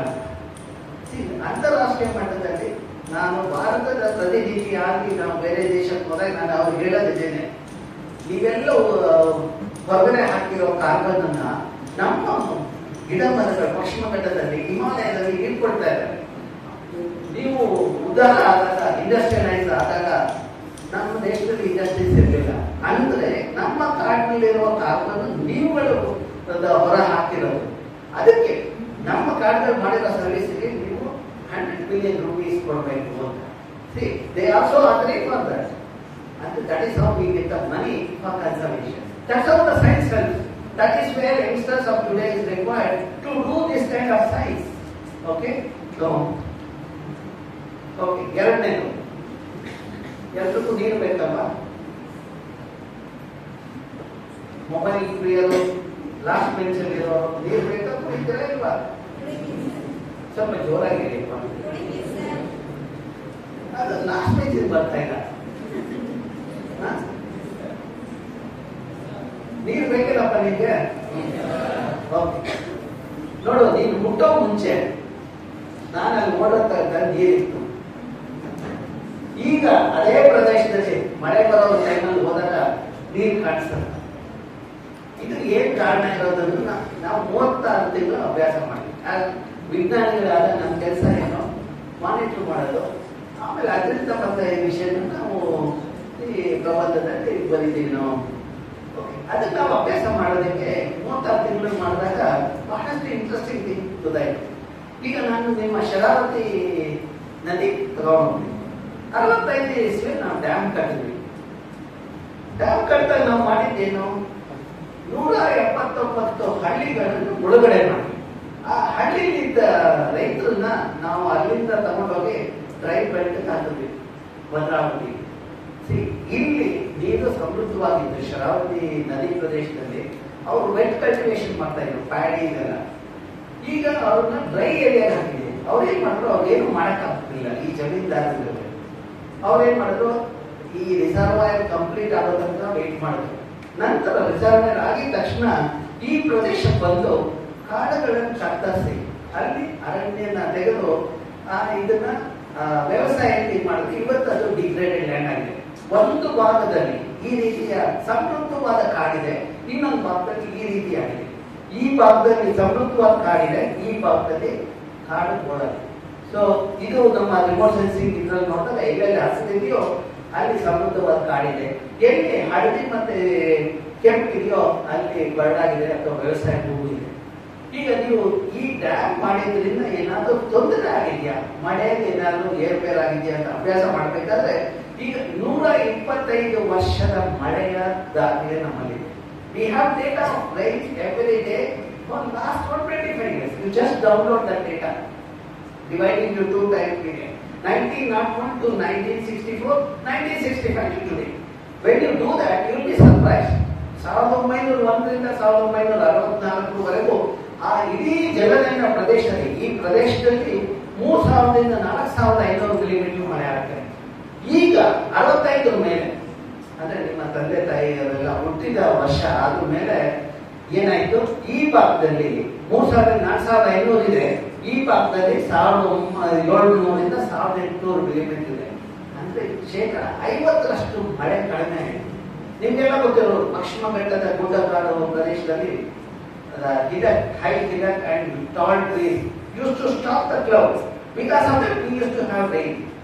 ಈಗ ಮರ ತೆಗೆದುಬಿಟ್ರಲ್ಲ, ಏನಾಯ್ತು, ಕ್ಲೌಡ್ ಬೇರೆ ಕಡೆ ಹೋಗ್ತಾ ಇದೆ, ರಾಯಚೂರು ಅಂತ ಕಡೆ ಹೋಗಿ ಅಲ್ಲಿ ಪ್ರವಾಹ ಆಗ್ತಾ ಇದೆ ಹೊರತು ನಮ್ಮಲ್ಲಿ ಬೇಕಾಗಿರೋ ಮಳೆ ನಮ್ಮಲ್ಲಿ. ಇವಾಗ ನಿಮ್ಗೆ ಎಷ್ಟೇ ಪ್ರಮಾಣದ ಮಳೆ ಬಂದಿರಬಹುದು, 3000 ಮಿಲಿಮೀಟರ್ ಬಂದಿರಬಹುದು, 500 ಮಿಲಿಮೀಟರ್ ಬಂದಿರಬಹುದು, ಬಟ್ ನಿಮ್ಮ ಬಾವಿಗೆ ಎಷ್ಟು ನೀರಿದೆ, ವರ್ಷವಿಡೀ ಅನ್ನೋದು ನಿಮ್ಮ livelihood is dependent on that. ಅದಕ್ಕೆ ನಾವು 36 ತಿಂಗಳದ ಅಭ್ಯಾಸ ಮಾಡಿದಾಗ ನಾವೇನ್ ಮಾಡಿದ್ವಿ, ಪ್ರತಿ ಒಂದು ಜಲನಯನ ಪ್ರದೇಶದಲ್ಲಿ ಸೆನ್ಸಸ್ ಹಾಕಿದ್ವಿ. ಮಳೆ ಬಂದಾಗ ಎಷ್ಟು ನೀರು ಹಿಂಡುತ್ತೆ, ಅದೇ ಜಲನಯನ ಪ್ರದೇಶ ಕಾಡಿಂದ ಸಮೃದ್ಧವಾಗಿದ್ರೆ ಎಷ್ಟು ನೀರು ಹಿಂಡುತ್ತೆ, ನಡತೋಪಾಗಿದ್ರೆ ಎಷ್ಟು, ಮತ್ತೆ ಬೋಳಾಗಿದ್ರೆ ಎಷ್ಟು ನೀರು ಹಿಂಡುತ್ತೆ. ನಾವು ಅಭ್ಯಾಸ ಮಾಡಿದಾಗ ಯಾವ ಪ್ರದೇಶದಲ್ಲಿ ಸ್ಥಳೀಯ ಪ್ರಭೇದ ಕಾಡುಗಳಿದೆಯೋ ಅಲ್ಲಿ ಸ್ಥಳೀಯ ಪ್ರಭೇದ ಕಾಡುಗಳಿದ್ದಾಗ ಸ್ಥಳೀಯ ಪ್ರಭೇದ ಆ ಬೇರೆ ಒಂದು ವಿವಿಧತೆ ಜಾಸ್ತಿ ಇರುತ್ತೆ, ವೈವಿಧ್ಯತೆ. ಆದಿದ್ದಾಗ ಅಲ್ಲಿ ಸೂಕ್ಷ್ಮಾಣುಗಳು ಮಣ್ಣುಗಳಲ್ಲಿ ಸಮೃದ್ಧವಾಗಿ ಮತ್ತು the diverse microorganism makes soil porous. Soil porous ಅಂತ ಪರ್ಮಿಯಬಲ್ ಆದಾಗ ನೀರು ಮೇಲ್ಬಿದ್ದು ಹರಿದು ಹಿಂಗುತ್ತೆ, ಹಾಗೆ ಅಲ್ಲಿ ರೀಚಾರ್ಜ್ ಆಗುತ್ತೆ. ಇಲ್ಲಿ ಗ್ರೌಂಡ್ ವಾಟರ್ ಝೋನ್, ಈ ನೀವು ಬಾವಿ ಅಗಿಯುವಾಗ ಬಿಳಿ ಮಣ್ಣು ಬರುತ್ತೆ, ಅದಕ್ಕೆ ನಾವು ಗ್ರೌಂಡ್ ವಾಟರ್ ಝೋನ್ ಅಂತ ಅಲ್ಲಿ ತನಕ ನೀರು ಇದಾಗುತ್ತೆ. ನಂತರ ಇಲ್ಲಿ ಇದಾಗುತ್ತೆ ಇದೆಲ್ಲ ಅವಿಲ್ಲ ಆದ್ರ ಮೇಲೆ ನೀವು ಚಳಿಗಳಲ್ಲಿ ಕೆರೆಗಳಲ್ಲಿ ನೀರು ಹಾಗೆ ನೋಡ್ತೀರ. ಈಗ 4 ತಿಂಗಳು ಮಳೆ ಬಂತು, ಇನ್ನ 8 ತಿಂಗಳು ಹೇಗೆ ನೀರಿನ ಇದಾಗುತ್ತೆ ಅಂದ್ರೆ ಇಲ್ಲಿ ಶೇಖರಣೆ ಆಗಿರೋ ನೀರು ಕೆರೆ ಮತ್ತೆ ಬಾವಿ ಮತ್ತೆ ಚಳಿ ಬರೋದ್ರಿಂದ ಇನ್ನು 4 ತಿಂಗಳು, ಮತ್ತೆ ಬೇಸಿಗೆ ಕಾಲದಲ್ಲಿ ನಾವು ಬೇಸ್ಬಿಡೋ ಅಂತೀವಿ, ಅದೇ ಇನ್ನು 4 ತಿಂಗಳು ಬರೋದ್ರಿಂದ 12 ತಿಂಗಳು ನೀರಿದೆ. ಅದೇ ಈ ರೀತಿ ಕಾಂಕ್ರೀಟ್ ಮಯ ಮಾಡಿದ್ರೆ ಬೆಂಗಳೂರು ತರ ಯಾವುದೇ ನೀರು ಅಲ್ಲಿ ಹೋಗ್ತಾ ಇರೋದ್ರಿಂದ ಮಳೆ ಬರುವಾಗ ಪ್ರವಾಹ, ಮಳೆ ಹೋದ ಮೇಲೆ ನೀರಿನ ಹೋರಾಟ ಅಷ್ಟೇ ಆಗ್ತಾ ಇದೆ. ಸೊ ಈಗ ಈ ಪ್ರದೇಶದಲ್ಲಿ ನಾವು ಅಭ್ಯಾಸ ಮಾಡಿದಾಗ ಇಲ್ಲೆಲ್ಲ 12 ತಿಂಗಳು ನೀರು ಇರುತ್ತೆ, ಇಲ್ಲಿ 8 ತಿಂಗಳು, ಇಲ್ಲಿ 6 ತಿಂಗಳು, ಇಲ್ಲಿ 4 ತಿಂಗಳು. ನಾವು ಅಲ್ಲಿ ಇರುವ ಹಸಿರಿನ ಹೊದಿಕೆ ನೋಡಿದಾಗ ಯಾವ ಪ್ರದೇಶದಲ್ಲಿ ಸ್ಥಳೀಯ ಪ್ರಭೇದ ಕಾಡುಗಳು 65% ಜಾಸ್ತಿ ಇದೆಯೋ ಅಲ್ಲಿ 12 ತಿಂಗಳು ನೀರಿದೆ. ಎಲ್ಲಿ ಕಾಡು ಚಿತ್ರ ಆಗಿದೆ ಆ ಚಿತ್ರದ ಪ್ರಮಾಣದ ಮೇಲೆ 8ರಿಂದ 6 ತಿಂಗಳಿದೆ. ಎಲ್ಲಿ ಕಾಡು ಓಡಾಗಿದೆಯೋ 30% ಕಡಿಮೆ ಇದೆಯೋ ಅಲ್ಲಿ 4 ತಿಂಗಳು ಮಾತ್ರ ಇದೆ. ಸೊ ಇವಾಗ ಎಷ್ಟು ನೀರು ಜನಕ್ಕೆ ಬೇಕು ಅಂತ ನೋಡಿದಾಗ ನಾವು ಅಗ್ರಿಕಲ್ಚರ್ ಮತ್ತೆ ಕುಡಿಯೋದಕ್ಕೆ ಎಲ್ಲದನ್ನು ನಾವು ಕ್ಯಾಲ್ಕುಲೇಟ್ ಮಾಡಿದಾಗ ಈ ಪ್ರದೇಶದಲ್ಲಿ ನೋಡಿ ಎಲ್ಲಿ ಅರಣ್ಯ ಇದೆಯೋ ಅಲ್ಲಿ ನೀರಿನ ಪ್ರಮಾಣನೂ ಜಾಸ್ತಿ ಇದೆ, ಮತ್ತೆ ಜನಕ್ಕೆ ಬೇಕಾದಷ್ಟು ನೀರು ಸಿಗ್ತದೆ. ಎಲ್ಲಿ ನಾವು ಕಾಡನ್ನ ಹೋಲ್ಡ್ ಮಾಡಿದೀವೋ, ಅಭಿವೃದ್ಧಿಯ ನೆಪದಲ್ಲಿ ಕಾಡನ್ನು ಹೋಲ್ಡ್ ಮಾಡಿದೀವೋ ಅಲ್ಲಿ ನೀರಿನ ರಿಕ್ವೈರ್ಮೆಂಟ್ ಇದೆ, but there is no water. So ಈಗ ಇದರಿಂದ ಮನುಷ್ಯರಿಗೆ ಯಾವ ರೀತಿ ಲೈವ್ಲಿಹುಡ್ ಎಫೆಕ್ಟ್ ಆಗುತ್ತೆ ಅನ್ನೋದು ನಾವು ಅಭ್ಯಾಸ ಮಾಡಿದಾಗ ಇಲ್ಲಿರುವ ರೈತಾಪಿ ಜನ 12 ತಿಂಗಳು ನೀರು ಸಿಗುವಾಗ 3 ಬೆಳೆ ಬೆಳೀತಾರೆ, ಅಥವಾ ಕ್ಯಾಶ್ ಕ್ರಾಪ್, ಅಡಿಕೆ ಅಥವಾ ಕಬ್ಬು ಬೆಳೀತಾರೆ. ಅದೇ ಈ ಪ್ರದೇಶದಲ್ಲಿರೋ ಜನ 4ರಿಂದ 6 ತಿಂಗಳು ಮಳೆ ನೀರು ಸಿಗೋದ್ರಿಂದ ಅವ್ರು ಒಂದೇ ಬೆಳೆ ಬೆಳೆಯಕ್ಕೆ ಸಾಧ್ಯ. ಈಗ ಬೆಳೆಯೋದ್ರಿಂದ ಏನಾಗುತ್ತೆ ಅಂದ್ರೆ ಈ ಪ್ರದೇಶದಲ್ಲಿ 3 ಬೆಳೆ ಬೆಳೆಯೋದ್ರಿಂದ ಅಥವಾ ಕ್ಯಾಶ್ ಕ್ರಾಪ್ ಬೆಳೆಯೋದ್ರಿಂದ 1 ಎಕರೆಗೆ 1 ವರ್ಷಕ್ಕೆ 1,54,000 ರೂಪಾಯಿ ಅಷ್ಟು ಆದಾಯ ಇದೆ. ಇಲ್ಲಿ 32,000 ರೂಪಾಯಿ ಅಷ್ಟು ಆದಾಯ ಇದೆ. ಅಷ್ಟೇ ಅಲ್ಲ, ಈ ಇಳುವರಿ ನೋಡಿ, ಫಾರ್ ಎಕ್ಸಾಂಪಲ್ ಭತ್ತ ತಗೊಂಡ್ರೆ ಈ ಪ್ರದೇಶದಲ್ಲಿ ಭತ್ತದ ಇಳುವರಿ 1 ಎಕರೆಗೆ 14ರಿಂದ 18 ಕ್ವಿಂಟಲ್ ಇದ್ರೆ ಇಲ್ಲಿ 6ರಿಂದ 8 ಕ್ವಿಂಟಲ್ ಇದೆ. ಸೊ ಅದಕ್ಕೆ ಕಾರಣ ಅಂತ ನಾವು ನೋಡಿದಾಗ ಈ ಪ್ರದೇಶದಲ್ಲಿರುವ ಪಾಲಿನೇಟರ್ಸ್, ಈ ದುಂಬಿ ಇದೆಲ್ಲ ಪಾಲಿನೇಷನ್ ಮಾಡಿರ್ತಲ್ಲ, ಪರಾಗಸ್ಪರ್ಶ ಮಾಡ್ತಲ್ಲ, ಅದು ಕ್ರಿಯೆ ಬಹಳ ಚೆನ್ನಾಗಿ ಆಗೋದ್ರಿಂದ ಇಳುವರಿ ಬಹಳ ಚೆನ್ನಾಗಿ ಬರ್ತಾ ಇದೆ. ಎಲ್ಲಿ ಪರಾಗಸ್ಪರ್ಶ ಆಗ್ತಾ ಇಲ್ವೋ ಅಲ್ಲಿ ಕಡಿಮೆ ಇಳುವರಿ ಇದೆ. ಹಾಗಾಗಿ ನಮ್ಮ ಭಾರತ ಸರ್ಕಾರ ಪ್ರಧಾನಿಯವರು ಯಾವಾಗಲೂ ಹೇಳ್ತಾ ಇರ್ತಾರೆ, ನಮ್ಮ ದೇಶ ರೈತರ ದೇಶ, ಅವರ ಇನ್ಕಮ್ ನಾವು ದ್ವಿಗುಣ ಮಾಡ್ತೀವಿ ಅಂತ. ಅವ್ರು ಏನು ಮಾಡ್ಬೇಕಾಗಿಲ್ಲ. ಕಾಡುಗಳನ್ನು ಸಂರಕ್ಷಣೆ ಮಾಡಿದ್ರೆ ನಮ್ಮ ರೈತರಿಗೆ ಬೇಕಾಗಿರೋ ದುಂಬಿ ಸಿಕ್ಕತ್ತೆ, ಅದರಿಂದ ಅವರ ಇಳುವರಿಯಲ್ಲಿ ಡಬಲ್ ಬಂದೇ ಬರುತ್ತೆ. ಕಾಡುಗಳಿದ್ದಾಗ ನೀರು ಸಿಗ್ತದೆ. ಹಾಗಾಗಿ ನಾವು ಪ್ಲಾನಿಂಗ್ ಮಾಡುವಾಗ ಇದನ್ನೆಲ್ಲ ಯೋಚನೆ ಮಾಡಬೇಕಾಗುತ್ತೆ. ಓಕೆ, ಈಗ ನಮ್ಮ ವೈಸ್ ಚಾನ್ಸಲರ್ ಹೇಳೋದು ಇಲ್ಲೊಂದು 500 ಸಸಿ ಹಾಕ್ತೀಯ, ಬಹಳ ಒಳ್ಳೆಯ ಕೆಲಸ. ಇಲ್ಲಿ ಇರುವ ಸುತ್ತಮುತ್ತಲು ಪ್ರದೇಶದಲ್ಲಿ ಇರೋದಕ್ಕೆ ಅಂತರ್ಜಲ ವೃದ್ಧಿ ಆಗುತ್ತೆ. ಇದು ಒಂದು ಸ್ಮಾಲ್ ಕಾಂಟ್ರಿಬ್ಯೂಷನ್. ನೀವು ನಾನು ಇದರಲ್ಲಿ ವಿಶ್ವವಿದ್ಯಾಲಯದಲ್ಲಿ 800 ಮಕ್ಕಳಿದ್ದಾರೆ ಅಂತ ಬಂತು, ಇನ್ನೊಂದು 50-60 ಫ್ಯಾಕಲ್ಟಿ ಇದೆ. ನೀವೆಲ್ಲ ಸೇರಿ ಒಂದೊಂದು ಗಿಡ ನಡಬಾರ್ದು? ನಾನು ಕೊಟ್ಟ ಲೆಕ್ಚರ್ ಇದು ನೆನಪಿಗೋಸ್ಕರ ಹೋಗಿ ಯಾಕೆ ನಡಬಾರದು? ಮುಂದಿನ ವಾರ ಯಾವಾಗಲಾದ್ರೂ ಯೋಚನೆ ಮಾಡಿ ಎಲ್ಲ ನಡ್ಬಿಟ್ಟು ಬನ್ನಿ.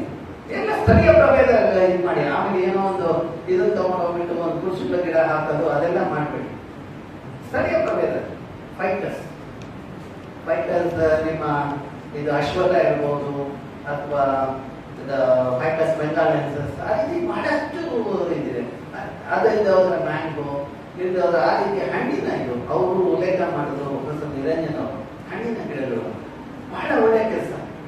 ಹಣ್ಣು ನೀವು ತಿನ್ಬೋದು, ಜೊತೆಗೆ ಅದ್ರ ಮೇಲೆ ಡಿಪೆಂಡ್ ಆಗುವ ಅನಿಮಲ್ಸ್ಗೂ ನೀವು ಕೊಡ್ಬೋದು. ನಾವು ಫೈಟಸ್ ಟ್ರೀಸ್ನ ಫೈಟಸ್ ಸ್ಪೀಶೀಸ್ನ ಕೀಸ್ಟೋನ್ ಸ್ಪೀಶೀಸ್ ಅಂತೀವಿ. ಯಾಕೆ? Ficus tree is like grandmother at home. ಈಗ ನಿಮ್ಮ ಮನೇಲಿ ಅಜ್ಜಿ ಇದ್ರೆ ನಿಮ್ಮ ಅಣ್ಣ ತಮ್ಮಂದು ಇರ್ಬೋದು, ಅಥವಾ ನಿಮ್ಮ ಚಿಕ್ಕಪ್ಪನ ಮಕ್ಳು ಇರ್ಬೋದು, ಅವರು ಯಾವುದೇ ಭೇದ ಭಾವ ಮಾಡಿದ್ರೆ ಎಲ್ಲರೂ ಫುಡ್ ಕೊಡ್ತಾರೆ. ಅದೇ ನಿಮ್ ತಾಯಿ ಕೊಡಲ್ಲ. ನಿಮ್ ತಾಯಿ ಏನ್ ಮಾಡ್ತಾರೆ, ಒಂದು ಡಬ್ಬದಲ್ಲಿ ಇಟ್ಬಿಟ್ಟು ಬರೀ ನೀವು ಮಾತ್ರ ಕೊಡ್ತಾರೆ, ಆ ಮಕ್ಳಿಗೆ ಕೊಡಲ್ಲ. ಸೊ ಹಾಗಾಗಿ ನಾವು ಅಜ್ಜಿನ ಕೀಸ್ಟೋನ್ ಸ್ಪೀಶೀಸ್. ಅದೇ ರೀತಿ ಫೈಟಸ್ ಏನಾಗುತ್ತೆ, ಮ್ಯಾಂಗೋ ಒಂದು ಸೀಸನ್ ಇದೆ, ಜಾಕ್ಫ್ರೂಟ್ ಒಂದು ಸೀಸನ್ ಇದೆ.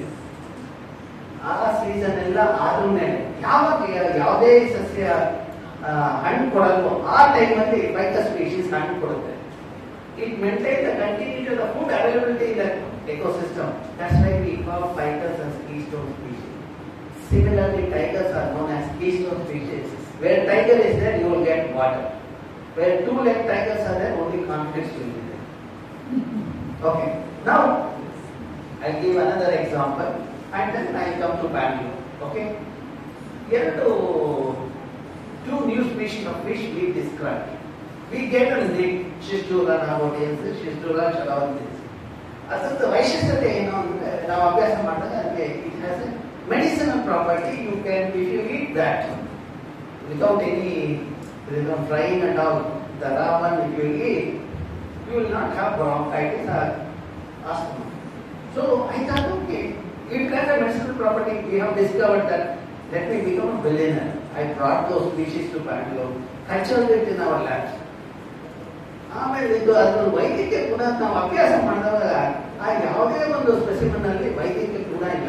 ಬೆಂಗಳೂರಿನ ತರ ಎಲ್ಲ ಪೊಲ್ಯೂಟೆಡ್ ಬಾಡೀಸ್. ಓಕೆ, ಸೊ ಅಂದ್ರೆ ಆ ಮೀನಲ್ಲಿರೋ ವೈದ್ಯಕೀಯ ಗುಣ ಇರಬೇಕಾದ್ರೆ ಅದನ್ನ ಅದ್ರ ಮನೆಗೆ ಯೂಸ್ ಮಾಡಬೇಕು. ಅದ್ರ ಮನೆಗೆ ಇರ್ಬೇಕಾದ್ರೆ 12 ತಿಂಗಳು ಆ ಚಳಿ ನೀರು ಇರಬೇಕು.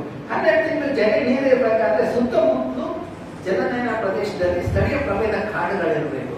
ಹೀಗಾಗಿ ಕಾಡಿಗೂ ಮತ್ತೆ ನಿಮ್ಮ ಆರೋಗ್ಯಕ್ಕೂ ಇರುವ ಒಂದು ಬಾಂಧವ್ಯ ತಿಳಿದು ಬರುತ್ತೆ.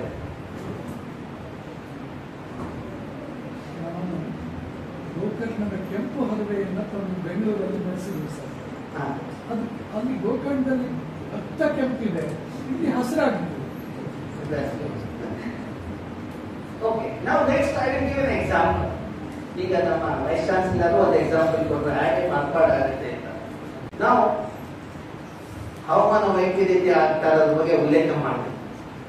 ಅದಾದಾಗ ಏನಾಗುತ್ತೆ ಅಂದ್ರೆ ನಮ್ಗಿರೋದು ಒಂದೇ ಒಂದು ಭೂಮಿ. ನಮ್ಮ ಭೂಮಿ ನೀರು ಸಿಗ್ತದೆ.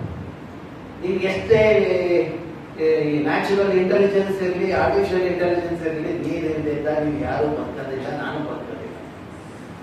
ಅದೇ ಬೇರೆ ಆರ್ಗನಿಸಮ್ ಅವು ಹೇಗೆ ಇಷ್ಟು ಮಾಡ್ತವೆ, ಅವು ಬದುಕ್ತಾವ ಅನ್ನೋದಕ್ಕೆ ಎಕ್ಸಾಂಪಲ್ ಆಫ್ ಫ್ರಾಗ್. ನಾವು ಫ್ರಾಗ್ ಆಂಫಿಬಿಯನ್ಸ್ ಅಂತೀವಿ. ಯಾಕೆ? ಯಾರು ಗೊತ್ತಿರೋರು ಒಬ್ಬರು ನಿಂತ್ಕೊಂಡ್ರೆ ಆಂಫಿಬಿಯನ್ಸ್ ಅಂತೀವಿ. ಯಾಕೆ?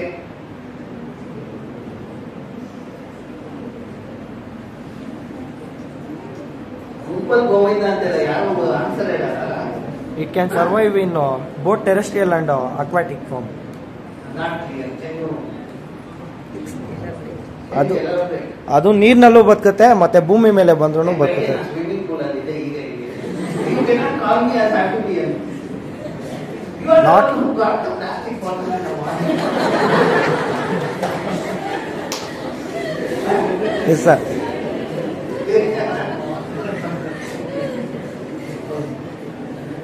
ಸಿದ್ಧಾಂತ ಸಾಧ್ಯ ಗುಣ ಏನಂದ್ರೆ ಎಲ್ಲೋದ್ರೂ ನಾನು ಸೂಕ್ಷ್ಮವಾಗಿ ಅರ್ಥ ಮಾಡ್ತಾ ಇರ್ತೀನಿ. ಬೆಳಿಗ್ಗೆ ಹೋಟ್ಲಿಗೆ ಹೋದೆ, ಸ್ವಾದ ಅಂತ ಹೇಳಿ ನಮ್ಮ ಸಾಹೇಬರು ಅಲ್ಲಿ ಬಂದಿದ್ರು, ಊಟ ತಗೊಳ್ತಾ ಇದ್ರು. ನೀವು ಬಂದಿದ್ದಲ್ಲ ಹೋಗ್ತೀವಿ, ಅವ್ರಿಗೆ ಗೊತ್ತಿಲ್ಲ. ಓಕೆ, ಈಗ ನೀರಿದ್ದೇವೆ ಅಂದ್ರೆ ಆ ಕಪ್ಪೆಗಳು ಏನಾಗ್ಬೋದು ಅನ್ನೋದನ್ನ ನಾವು ಒಂದು ಪ್ರದೇಶದಲ್ಲಿ ನೀರಿಲ್ಲ, ಬಟ್ ಚಿಕ್ಕ ಕಪ್ಪೆ ಮರಿಗಳು ನಾವು ಕಂಡು ಬಂತು.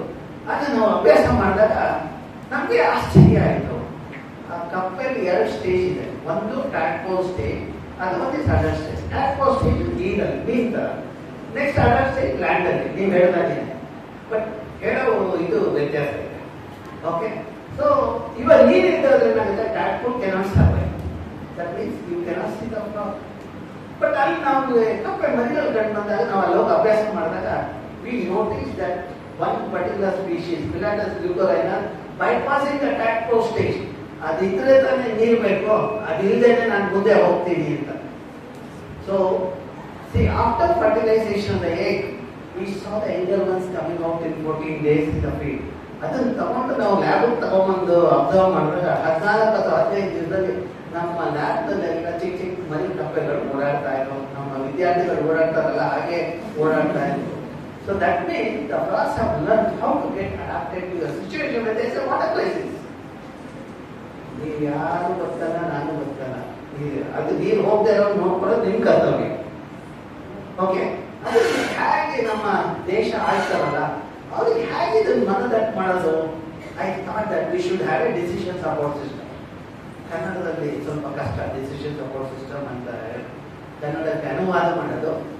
ಅದನ್ನ ನಾವೇನ್ ಮಾಡ್ತೀವಿ, ಇಡೀ ಪಶ್ಚಿಮ ಘಟ್ಟನ 9 ಕಿಲೋಮೀಟರ್ ಗ್ರಿಡ್ ಆಗಿ ಮಾಡಿ, ಪ್ರತಿ ಗ್ರಿಡ್ ಅಲ್ಲಿ ಯಾವ ರೀತಿ ಪ್ರಭೇದ ಇದೆ, ಅದು ವೈಶಿಷ್ಟ್ಯತೆ ಏನದ, ಅದೆಲ್ಲ ವೇಟೇಜ್ ಕೊಟ್ಕೊಂಡು ಬಂದ್ವಿ.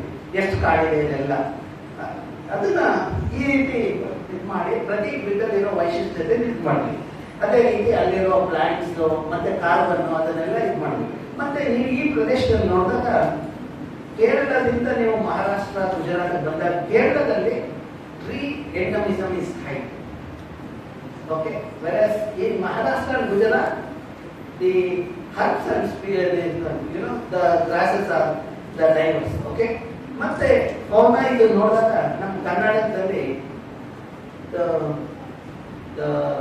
wildlife is put the endemic species, none from Kerala. So that means we have got such a rich diversity of animal and plant. Don't you think that Karnataka people are so lucky? But we do not know how to conserve that. We have fools on the earth, we do not know. ಆ ಕಾಡಿನಲ್ಲೇ ಒಂದು ಸುರಂಗ ಮಾರ್ಗ ಮಾಡ್ತೀನಿ ಅಂತ ಒಬ್ಬ ಮನುಷ್ಯ, ಇನ್ನೊಬ್ಬ ಹೋಗ್ತಾ ಇದು ಮಾಡ್ತಾನೆ ರೋಡ್ ಮಾಡ್ತೀನಿ ಅಂತ. ಇದು ದುರಂತ. ಓಕೆ, ಅದನ್ನೆಲ್ಲ ನಾವು ಇದು ಮಾಡಿದಾಗ ನಮಗೆ 4 ಲೆವೆಲಲ್ಲಿ ಇದಾಯ್ತು. ಇವಾಗ CGP ಮಾಡುವಾಗ ಏನ್ ಮಾಡ್ತೀವಿ, chemistry less marks, botany less ಎಲ್ಲ ಒಟ್ಟು ಹಾಕ್ಬಿಟ್ಟು ದೆನ್ ಫೈನಲಿ ಇದು ಮಾಡ್ತೀವಲ್ಲ, ಅದೇ ರೀತಿ ಮಾಡಿದಾಗ 4 ಲೆವೆಲ್ ಅಲ್ಲಿ ಡಿವೈಡ್ ಮಾಡ್ಕೊಂಡ್ವಿ. ESR 1 ಅಂದ್ರೆ ಎಕಲಾಜಿಕಲಿ ಸೆನ್ಸಿಟಿವ್ ರೀಜನ್ 1, 2, 3, 4. ಅದನ್ನ ಇನ್ನ ಯಾವುದೇ ಇದ್ರಲ್ಲೂ ನಾವು ಹಾಳು ಮಾಡಬಾರ್ದು.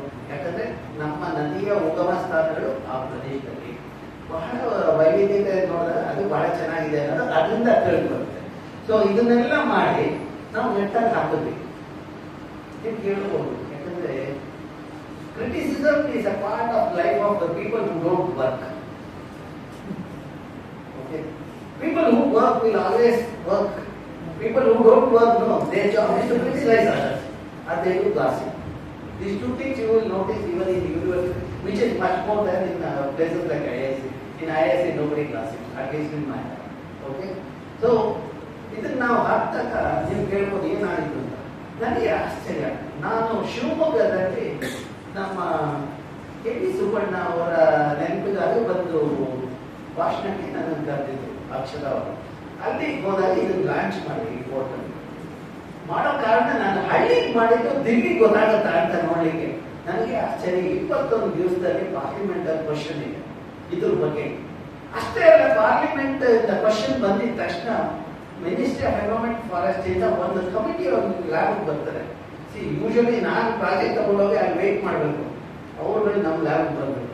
ಬಂದಾಗ ನಾನು ಇದು ಡೆಮಾನ್ಸ್ಟ್ರೇಷನ್ ಕೊಟ್ಟಾಗ ನಾನು ಹೇಳಿದೆ, ನಮ್ಮ ಕಾರ್ಡ್ನಲ್ಲಿರೋ ಕಾರ್ಬನ್ ಇದು ತಗೊಂಡ್ರೇನೆ ನಮಗೆ 100 ಬಿಲಿಯನ್ ರೂಪೀಸ್ ಬರುತ್ತೆ. ಅದನ್ನ ಬಿಟ್ಬಿಟ್ಟು ನೀವು ಸಂರಕ್ಷಣೆ ಮಾಡೋದು ಬಿಟ್ಬಿಟ್ಟು ಅಭಿವೃದ್ಧಿ ನೆಪದಲ್ಲಿ ಹಾಳು ಮಾಡಕ್ ಹೊರಟಿದ್ದೀರಲ್ಲ ಅಂತ ಅವ್ರು ಹೇಳಿದ್ರು. This is very important information ಅಂತ ಹೇಳಿ ನಾವು ಮಿನಿಸ್ಟರ್ ಅವ್ರನ್ನಾಗೆ ಹೇಳ್ತೀವಿ ಅಂತ.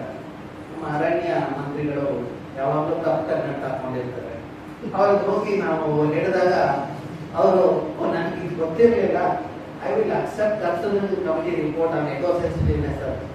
ನಾನು ಹೇಳಿದೆ, ಓಕೆ, ಒಂದು ಲೆವೆಲ್ ನಾವು ಸಕ್ಸಸ್ ಆಗಿದ್ದೀವಿ, ಒಬ್ಬ ಮನುಷ್ಯನ ಬುದ್ಧಿವಂತ ಮಾಡೋದ್ರಲ್ಲಿ ನೋಡೋಣ ಏನಾಗುತ್ತೆ ಅಂತ. See that's how science helps. Okay, ನೋಡೋಣ. ಕೊನೆಗೆ ಏನೋ ಟೈಮ್ ಇದ್ದು ನಾನು ಆ ಪೋರ್ಟಲ್ ತೋರಿಸ್ತೀನಿ. ನಿಮ್ಮ ವೈಫೈ ಯಾಕೋ ವರ್ಕ್ ಆಗ್ತಾ ಇಲ್ಲ ಈ ಇದರಲ್ಲಿ, ಏನೋ ಗೊತ್ತಾಗಲಿಲ್ಲ. ನಮ್ಮ ಭುವನ ಅವ್ರು ಇದು ಮಾಡ್ತಾ ಇದ್ದೀನಿ. ಇದನ್ನ ನಾನು ಮೊದಲನೇ ಭಾಗ ನಾನು ಇದು ಮಾಡ್ತಾ ಇದ್ದೀನಿ. ಸಿ, ನಮ್ಮ ಹಿರಿಯರು ದೇವರ ಕಾಡು ಅಂತ ಸಂರಕ್ಷಣೆ ಮಾಡಿದ್ರು. ಅವ್ರಿಗೆ ಗೊತ್ತಿತ್ತು ಕಾಡಿದ್ರೆ ಅವ್ರ ಬಾವಿ ನೀರು ಇರುತ್ತೆ ಅಂತ. ಅದನ್ನ ಸಂರಕ್ಷಣೆ ಮಾಡೋದಕ್ಕೆ ದೇವ್ರನ್ನ ತಂದಿಟ್ರು. ಯಾಕಂದ್ರೆ ಯಾರೋ ದೇವ್ರ ನೋಡಿದ್ರೆ ಹೆದರ್ತಾರೆ ಅಂತ. ದೇವರನ್ನ ಹೆದರ ಭೂಪರು ಇದಾರಲ್ಲ, ಅವ್ರಿಗೆ ದೈತ್ಯ ತಂದು ಕೂಡಿಸಿದ್ರು. ಇಲ್ಲಿ ರಾಕ್ಷಸ ಇದ್ದಾನೆ, ನೀವು ಕಟ್ ಮಾಡಿದ್ರೆ ಇದಾಗುತ್ತೆ ಅಂತ. ಅದನ್ನೇ ನೀವು ಕಾಂತಾರದ ನೋಡಿರ್ತೀರ. ಅದಕ್ಕೆ ಸ್ವಲ್ಪ ಹೋಲಿಕೆ ಆಗೋಗೆ ಸ್ವಲ್ಪ ಒಂದೆರಡು ಮರಣ ಆಯ್ತು. ಆಗ ಜನಕ್ಕೆ ಸ್ವಲ್ಪ ಹೆದರಿಕೆನೋ ಬರಕ್ ಶುರುವಾಗಿದೆ. ಅದು ಒಳ್ಳೇದೇ, ಯಾಕಂದ್ರೆ ಸಂರಕ್ಷಣೆ ಆಗಬೇಕು, ಜನಕ್ಕೆ ಹೆದರಿಕೆ ಇದ್ರಿಂದ ಆಗಲ್ಲ. ಸೊ ಈಗ ನೀವು ಅಲ್ಲಿ ನೋಡಿ, ನಮ್ಮ ಶಿವ ಇದಾನಲ್ಲ, ಅವನ ತಲೆ ಯಾವಾಗ ಕುದಿಯಿಂದ ಇದಾಗಿರುತ್ತೋ ಗಂಗೆ ಅಲ್ಲಿಂದ ಯಾವಾಗಲೂ ನೀರು ಕೊಡ್ತಾರೆ. ಅದೇ ರೀತಿ ನಮ್ಮ ಭೂಮಿ ತಾಯಿಗೆ ಹಸಿರು ಪದರ ಯಾವಾಗ ಇರುತ್ತೋ ಆಕೆ ನೀರನ್ನು ನಿರ್ಧರಿಸ್ತಾರೆ. ನಾನು ಸಂಕ್ಷಿಪ್ತವಾಗಿ ಹೇಳಬೇಕಾದ್ರೆ, ಭೂ ತಾಯಿ ಹಸಿರು ಸ್ಥಳೀಯ ಪ್ರಭೇದ ಕಾಡುಗಳ ಹಸಿರು ಸೀರೆ ಇದ್ದಾಗ 65-70% ಇದ್ದಾಗ ವರ್ಷವಿಡೀ ನಿಮಗೆ ನೀರು ಸಿಗ್ತದೆ. ಅದೇ ಕಾಡನ್ನ ನೀವು ತೆಗೆದು 30% ಕಡಿಮೆ ಮಾಡಿದ್ರೆ ಅವ್ರು 4 ತಿಂಗಳು ನೀರು ಇಟ್ಕೊಡಲ್ಲ. ನಿಮ್ಗೆ ನೀರು ಇರಲ್ಲ. ನೀನು 6 ತಿಂಗಳು ಬೆಂಗಳೂರು ನೀರು ಇದ್ದಾಗ ನಮ್ಮ ಶಿವಮೊಗ್ಗದಿಂದ ನೀರು ತರ್ತೀನಿ, ಇಂದ ಚಂದ್ರದಿಂದ ನೀರು ತರ್ತೀನಿ ಅಂತ ಒಂದು ಮೀಟಿಂಗ್ ಅಲ್ಲಿ ಅವ್ರು ಹೇಳ್ತಾ ಇದ್ರು. ನಾನು ಹೇಳಿದೆ, ಚಂದ್ರ ನಾನೇ ಇದ್ದೀನಪ್ಪ, ನಾನೇ ಕೊಡ್ತೀನಿ ನೀರು ಅಂತ. ಸೊ ಓಕೆ, ನಾವೆಲ್ಲ ಸುಸ್ಥಿರ ಸ್ಥಿತಿ, ಸಸ್ಟೈನಬಿಲಿಟಿ ಅಂತ ಮಾತಾಡ್ತೀವಿ. ಎಲ್ಲ ಒಳ್ಳೆ ಪ್ರಿಂಟೆಡ್ ಇದು ರಿಪೋರ್ಟ್ ಮಾಡ್ತಾರೆ, ಸಸ್ಟೈನಬಲ್ ಇದು ರಿಪೋರ್ಟ್ ಅಂತ. ನೀವು ನೋಡಿ ಎಲ್ಲ ಇದರಲ್ಲಿ ಹೋಗಿ. ನಾನು ಸಸ್ಟೈನಬಿಲಿಟಿ ಬಗ್ಗೆ ನನಗೆ ಅರಿವಾಗಿದ್ದು ಈ ಲೇಡಿ 65 ವರ್ಷದ ಮೇಲ್ಪಟ್ಟ ನಮ್ಮ ಕರಾವಳಿಯ ಹೆಂಗಸು ಒಂದು 3 ರಿಂದ 4 ನಿಮಿಷ ನೀರು ಒಳಗಡೆ ಹೋಗಿ ಈ ಚಿಪ್ಪನ್ನ ತೆಗ್ತಾರೆ. ಅದನ್ನ ಒಂದು ಬುಟ್ಟಿಯಲ್ಲಿ ಕಲೆಕ್ಟ್ ಮಾಡ್ತಾರೆ. ನನ್ಗೆ ಬಹಳ ಆಶ್ಚರ್ಯ. ಒಂದು ದಿವಸ ಒಂದೇ ಬುಟ್ಟಿ ಕಲೆಕ್ಟ್ ಮಾಡ್ತಾರೆ. ನಾನು ಒಂದು ವಾರ ಅಬ್ಸರ್ವ್ ಮಾಡಿದಾಗ ಎವ್ರಿಡೇ ಒಂದೊಂದು. ನಂಗೆ ಆಶ್ಚರ್ಯ, ಯಾಕಮ್ಮ ಒಂದೇ ಬುಟ್ಟಿ ನೀವು ಕಲೆಕ್ಟ್ ಮಾಡ್ತೀರಾ, ಯಾಕೆ ಎರಡನೇದಕ್ಕೆ ಹೋಗಲ್ಲ ಅಂತ. ಅವ್ರು ಹೇಳಿದ್ದು ಒಂದೇ ವಿಷಯ, ಒಂದು ಬುಟ್ಟಿ ನಾನು ಕಲೆಕ್ಟ್ ಮಾಡಿದ್ದೀನಿ, ನಾನು ಮಾರ್ಕೆಟಲ್ಲಿ ಸೇಲ್ ಮಾಡಿದೆ, ನಾನು 350 ರೂಪಾಯಿ ಸಾಕು. ಮಗ ನಿಮಗೆ ನನ್ನ ಮನೆಗೆ ಬೇಕಾದ್ರೆ 350 ರೂಪಾಯಿ ಅದು ಸಿಗ್ತಾ ಇದೆ, ಇನ್ಯಾಕೆ ನಾನು ಯೋಚನೆ ಮಾಡಬೇಕು, ನಾಳೆ ಬೇಕಾಗಿ ನಾಳೆ ಮಾಡ್ತೀನಿ ಅಂತ. ಅದೇ ನಾವೇನ್ ಮಾಡ್ತೀವಿ, ನಾವು ಹುಡ್ದಿರೋ ಮೊಮ್ಮಗ ಮರಿ ಮಗನಿಗೂ ಬ್ಯಾಂಕಲ್ಲಿ ಖಾತೆ ಓಪನ್ ಮಾಡಿ ಟ್ರೈ ಮಾಡ್ತೀವಿ. ಇದು ದುರ್ದೈವ. ಎಲ್ಲಿವರೆಗೆ ಈ ರೀತಿ ಅನಾಹುತ ಆಗುತ್ತೋ ನಮ್ಮಲ್ಲಿ ನೀರಿನ ಕೊರತೆ ಇದೆಲ್ಲ ಆದರೆ. ಓಕೆ, ಈಗ ಬೆಂಗಳೂರಿಗೆ ಬರೋಣ. ದುರಂತ ನಗರ, ದ ಲ್ಯಾಂಡ್ ಆಫ್ ಫುಡ್ಸ್. ಏನಾಯ್ತು ಬೆಂಗಳೂರಿನಲ್ಲಿ ನೀರಿನ ಅಭಾವ ಆಗೋದಕ್ಕೆ ಏನು ಕಾರಣ? Absence of water organism is the root cause of the. ಅಂದ್ರೆ ಅಭಿವೃದ್ಧಿ ನೆಪದಲ್ಲಿ ಬರೀ ನಾವು ಕಾಂಕ್ರೀಟ್ ಮಾಡ್ತಾ ಇದ್ದೀವಿ. We remove the porous landscape and converted into paved landscape, concrete mine. Okay, ಮತ್ತೆ ಈ ಬೆಂಗಳೂರು ನೋಡೋಣ, ಎಷ್ಟು ಈಗ 740 ಸ್ಕ್ವೇರ್ ಕಿಲೋಮೀಟರ್ ಇದೆ. 1800ನೇ ಇಸ್ವಿಯಲ್ಲಿ ನಮ್ಮ ಕೆಂಪೇಗೌಡರುಗಳು ಅವ್ರ ಸಂತತಿಗಳು ಇದ್ದಾಗ ಕೆರೆಗಳು ಎಷ್ಟಿತ್ತು? 1452 ಕೆರೆಗಳಿದ್ದು, 70% ಹಸಿರಿತ್ತು. ಆಗ ಮೇ ತಿಂಗಳಲ್ಲಿ ಬೇಸಿಗೆಯಲ್ಲಿ ನಮ್ಮ 14 16 ಡಿಗ್ರಿ. ಅದಷ್ಟೇ ಅಲ್ಲ, ಡಿಸೆಂಬರ್ ಅಲ್ಲಿ 0 ಡಿಗ್ರಿ ಇತ್ತು. ನಾವು ಆಪಲ್ ನಮ್ಮ ಪ್ಯಾಲೇಸ್ ಆರ್ಚಾರ್ಡ್ ಅಲ್ಲಿ ಬೆಳೀತಾ ಇದ್ವಿ. ಇವಾಗ ಏನ್ ಬೆಳೀತಾ ಇದೀವಿ? ಪ್ಯಾಲೇಸ್ ಆರ್ಚಾರ್ಡ್ ಅಲ್ಲಿ ವೇಸ್ಟ್ ಪೀಪಲ್ ಎಲ್ಲ ಎಕ್ಸಿಬಿಷನ್ ಮಾಡೋದು, ಎಲ್ಲ 3 ಕಾಲ್ ಇರ್ತಾರೆ. ಆ ರೀತಿ ಇದಾಗ್ತದೆ. ಈಗ ಎಷ್ಟು ಕೆರೆಗಳಿದೆ ನಮ್ಮ ಬೆಂಗಳೂರಿನಲ್ಲಿ? 193 ಕೆರೆಗಳಿವೆ. ಕಾಡು ಎಷ್ಟಿದೆ, ಹಸಿರು ಎಷ್ಟಿದೆ? ಬದುಕಿ 4% ಈಗ ಕಡಿಮೆ. ಹಾಗಾಗಿ ಟೆಂಪರೇಚರ್ ಎಷ್ಟಿದೆ ಬೆಂಗಳೂರು? 36 38 ಡಿಗ್ರಿ. ನಾವು ಏನ್ ಮಾಡ್ತಾರೋ ಅಟ್ಲೀಸ್ಟ್ ಟೆಂಪರೇಚರ್ ಆದ್ರೂ ಚೇಂಜ್ ಮಾಡಿದ್ವಿ. ಓಕೆ, ನಮ್ಮ ಬೆಂಗಳೂರು ಗಾರ್ಡನ್ ಸಿಟಿ ಇದ್ದಿದ್ದು ಗಾರ್ಬೇಜ್ ಸಿಟಿ ಆಗಿ, ಈಗ ಡೆಡ್ ಸಿಟಿ ಆಗಿ, ಸತ್ತ ನಗರ. ಇಲ್ಲ, ನಾನು ಚಿಕ್ಕವನಿದ್ದಾಗ ನಿಮ್ಮ ವಯಸ್ಸಿನಲ್ಲಿ ಇದ್ದಾಗ ಒಬ್ಬ ಮುಖ್ಯಮಂತ್ರಿ ಹೇಳ್ತಾ ಇದ್ದಾರೆ, I will convert Bangalore into Singapore ಅಂತ. ನನಗೂ ಖುಷಿ ಆಗೋದು, ಪರವಾಗಿಲ್ಲ, ಸಿಂಗಪೂರ್ ತರ ನಮ್ಮ ದೇಶನೂ ಇದಾಗುತ್ತೆ ಅಂತ ನನಗೆ ಅರ್ಥ ಆಗಿರಲಿಲ್ಲ. ಈಗ ನಾನು ಏರ್ಪೋರ್ಟ್ ಬರುವಾಗ ಒಂದು ಹಳ್ಳಿ ಇದೆ ಸಿಂಗಾಪುರ ಅಂತ, ಅದು ಸಾಲಿಡ್ ವೇಸ್ಟ್ ಡಂಪಿಂಗ್ ಗ್ರೌಂಡ್. ಆ ಪುಣ್ಯಾತ್ಮ ಹೇಳಿದ್ದು ಏನು ಅಂದ್ರೆ ಇಡೀ ಬೆಂಗಳೂರು ಕಸದ ನಗರ ಮಾಡ್ತೀನಿ ಅಂತ ಏನೋ ಇಷ್ಟು. ಓಕೆ, ಈಗ ಕೆರೆಗಳನ್ನು ನೋಡಿ ಹೇಗೆ ನಮ್ಮ ಬೆಂಗಳೂರಿನಲ್ಲಿ ನೀವು ಇದನ್ನು ನೋಡಿದಾಗ 3 ಜಲನಯನ ಪ್ರದೇಶ ಇದೆ. ಅಲ್ಲಿ ನದಿ ಹರಿದೋಗ್ತಾ ಇತ್ತು ಅಥವಾ ಜರಿ ಹರಿದೋಗ್ತಾ, ನಾವು ಅಲ್ಲಿ ಹರಿಯೋ ನೀರನ್ನ ತಡೆಗಳ ಕಟ್ಟಿ ಬಂಡಡಿ. ಅದರಿಂದ ನಮಗೆ ನೀರು ವ್ಯವಸಾಯಕ್ಕೆ ಮತ್ತೆ ಕುಡಿಯೋಕೆ ಬೇಕಾಗಿರೋ ನೀರು ನಮ್ಗೆ ಲಭ್ಯ ಆಯಿತು. ಹಾಗಾಗಿ 1452 ಕೆರೆಗಳು ನಮ್ಮ ಹಿರಿಯರು ನಿರ್ಮಾಣ ಮಾಡಿದ್ರು. ಇವತ್ತು ನಾವು 216 ಕೆರೆಗಳಿದೆ. ಓಕೆ, ಈ ಕೆರೆಗಳಿಂದ ಏನು ಇದು ಅಂತ ಅಭ್ಯಾಸ ಮಾಡ್ತಾರೆ. ಯಾಕಂದ್ರೆ ಈ ಮನುಷ್ಯರಿಗೆ ಏನಾಗ್ತದೆ ಅನ್ಸರಿ, ನನಗೇನು ಪ್ರಯೋಜನ ಅಂತ ಕೇಳ್ತಾರೆ. ಅವತ್ತು ಯಾರೋ ಇಂಟ್ರಡ್ಯೂಸ್ ಮಾಡಿದ್ರು, ಇವರು ಭಾರತೀಯ ವಿಜ್ಞಾನ ಸಂಸ್ಥೆಯಿಂದ ಟಿ ವಿ ರಾಮಚಂದ್ರ. ಆ ಮನುಷ್ಯ ಕೇಳಿದ್ದು, ನನಗೇನಪ್ಪ ಪ್ರಯೋಜನ ಈ ಮನುಷ್ಯನಿಂದ ಅಂತ. ನಾನು ಸ್ವಲ್ಪ ನೋಡ್ಬಿಟ್ಟು ಕೇಳಿದೆ, ನೀವು ನನ್ನ ಪಕ್ಕ ಇದ್ದೀರಲ್ಲ, ಉಸಿರಾಡೋದು ಗಾಳಿ ಸಿಗ್ತಾ ಇದೆ ಅಂತ. ಇದು ಮನುಷ್ಯನ ಇದು. ಈಗ ಕೆರೆ ಇದ್ರೆ ನಿಮ್ಮ ಬಾವಿಯಲ್ಲಿ 60ರಿಂದ 100 ಅಡಿ ನೀರಿದೆ. ಕೆರೆ ತೆಗೆದ ಮೇಲೆ 6 ವರ್ಷಕ್ಕೆ it went down to 600 feet. ಈಗ 24 ವರ್ಷ ಆಗಿದೆ. ನಮ್ಮ ನಾಗಶೆಟ್ಟಿ ಹಳ್ಳಿಯಲ್ಲಿ ಬನ್ನಿ, 1800 ಅಡಿಯಷ್ಟು ಕೆಳಗಡೆ ಹೋಗಿದ್ದಾರೆ, ನೀರಿಲ್ಲ. ನಾವೇನ್ ಮಾಡಿದೀವಿ? ರಾಕೆಟ್ ಕಳಿಸಿದೀವಿ, ಮೂನಲ್ಲಿ ನೀರಿದ್ಯಾ ಅಂತ ನೋಡೋದು. ಓಕೆ, ಸೊ ದಟ್ ಇಸ್ ನಾವು ಇವಾಗ ನೀವು ಕೇಳ್ಬೋದು, ಕೆರೆ ನಾನು ಪುನಶ್ಚೇತನ ಮಾಡಿದ್ರೆ ನಾನು ನೀರು ಸಿಗ್ತದ? ಸಾಲಕ್ಕಿ ಕೆರೆ ಬೆಂಗಳೂರಿನಲ್ಲಿ ಪುನಶ್ಚೇತನ ಆಯಿತು. ನಾನು ಕಮಿಟಿ ಪುನಶ್ಚೇತನ ಆಗಿದೆ. 1 ವರ್ಷದಲ್ಲಿ 300 ಅಡಿಯಷ್ಟು ನೀರು ವೃದ್ಧಿ ಆಯಿತು. ಕಳೆದ ವರ್ಷ ಇಡೀ ಬೆಂಗಳೂರಿನಲ್ಲಿ ನೀರಿನ ಹಾಹಾಕಾರ ಇತ್ತು, ಮತ್ತೆ ಟೆಂಪರೇಚರ್ ಜಾಸ್ತಿ ಆಗಿತ್ತು. ಅದೇ ಸಾಲಕ್ಕಿ ಲೇಕಲ್ಲಿ 500 ಅಡಿಗಿಂತ ಜಾಸ್ತಿ ಅಂತರ್ಜಲ ಇದೆ, ಮತ್ತೆ ಇದು 500 ಅಡಿಗಿಂತ ಕಡಿಮೆ ಇದೆ ಅಂತರ್ಜಲ, ಮತ್ತೆ ಕೆರೆ ಸಾಕಷ್ಟು ನೀರಿದೆ. ಹಾಗಾಗಿ ಬಹಳಷ್ಟು ತೇವಾಂಶ ಇದರಿಂದ ಅಲ್ಲಿ ಟೆಂಪರೇಚರ್ 2 ಡಿಗ್ರಿ ಕಡಿಮೆ ಇದೆ. ಅದನ್ನ ನಾವು ಮಾಡಬೇಕು. ಯಾವುದೇ ಪ್ರದೇಶದಲ್ಲಿ ಅಟ್ಲೀಸ್ಟ್ ನೀವೇನು ಮಾಡೋಕ್ಕಾಗ್ತದೆ, ಕೆರೆಗಳನ್ನು ಕಟ್ಟಿ. ಈಗ KGF ಇದೆ ಡ್ರೈ, ಇದು ದೀರ್ಘಾದ ಹಾಹಾಕಾರ ಇದೆ. ನಾವು ಚಿನ್ನ ಅಂತ ಹೇಳಿ ಹೋಗಿ ನೀರನ್ನು ಕಳ್ಕೊಂಡ್ವಿ. ಅಟ್ಲೀಸ್ಟ್ ನೀವು ಈ ರೀತಿ ಹಸಿರು ಹೋದಕ್ಕೆ ಹಾಕಿ, ಕೆರೆಗಳು ಪುನಶ್ಚೇತನ ಮಾಡಿ, ಕೆರೆಗಳೇ ಕಟ್ಟಿ. ನಾವು ಉದ್ಧಾರ, ನಿಮ್ಮ ಮಕ್ಕಳು ಉದ್ಧಾರ. ಈಗ ಕೆರೆಗಳಿಂದ ಇನ್ನೇನು ಪ್ರಯೋಜನ ಅಂದ್ರೆ, ಕೆರೆಗಳಿಂದ ನೀರು ಸಿಕ್ಕತ್ತೆ, ಆಹಾರ ಸಿಕ್ಕತ್ತೆ, ಅದನ್ನೆಲ್ಲ ಕಳೆಗಳು ಸಿಕ್ಕತ್ತೆ. ಇದನ್ನೆಲ್ಲ ನಾವು ಕಡೆ ಹಾಕ್ದಾಗ ಒಂದು ಒಳ್ಳೆ ಕೆರೆಯಿಂದ 1 ಹೆಕ್ಟೇರ್ಗೆ 1 ದಿವಸಕ್ಕೆ 10,500 ಆದಾಯ. ಅದೇ ನಾವು ಕೆರೆ ಕಲುಷಿತ ಮಾಡಿದರೆ 20 ರೂಪಾಯಿ 1 ದಿವಸಕ್ಕೆ.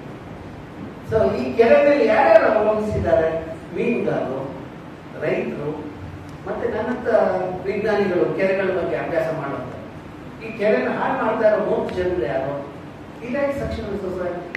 They do not know the importance of the lake. They come and throw this waste. Okay? ಈಗ ಕೆರೆಗೆ ಏನೇನಿಲ್ಲ, ಕೆರೆ ಮತ್ತೆ ಹಸಿರು ಏನು ಥ್ರೆಟ್ ಅಂತ ನೋಡಿದಾಗ ಒಂದು ಅನಾಗರಿಕ ನಗರೀಕರಣ ಅಂತ ನಾನು ಹೇಳ್ತೀನಿ.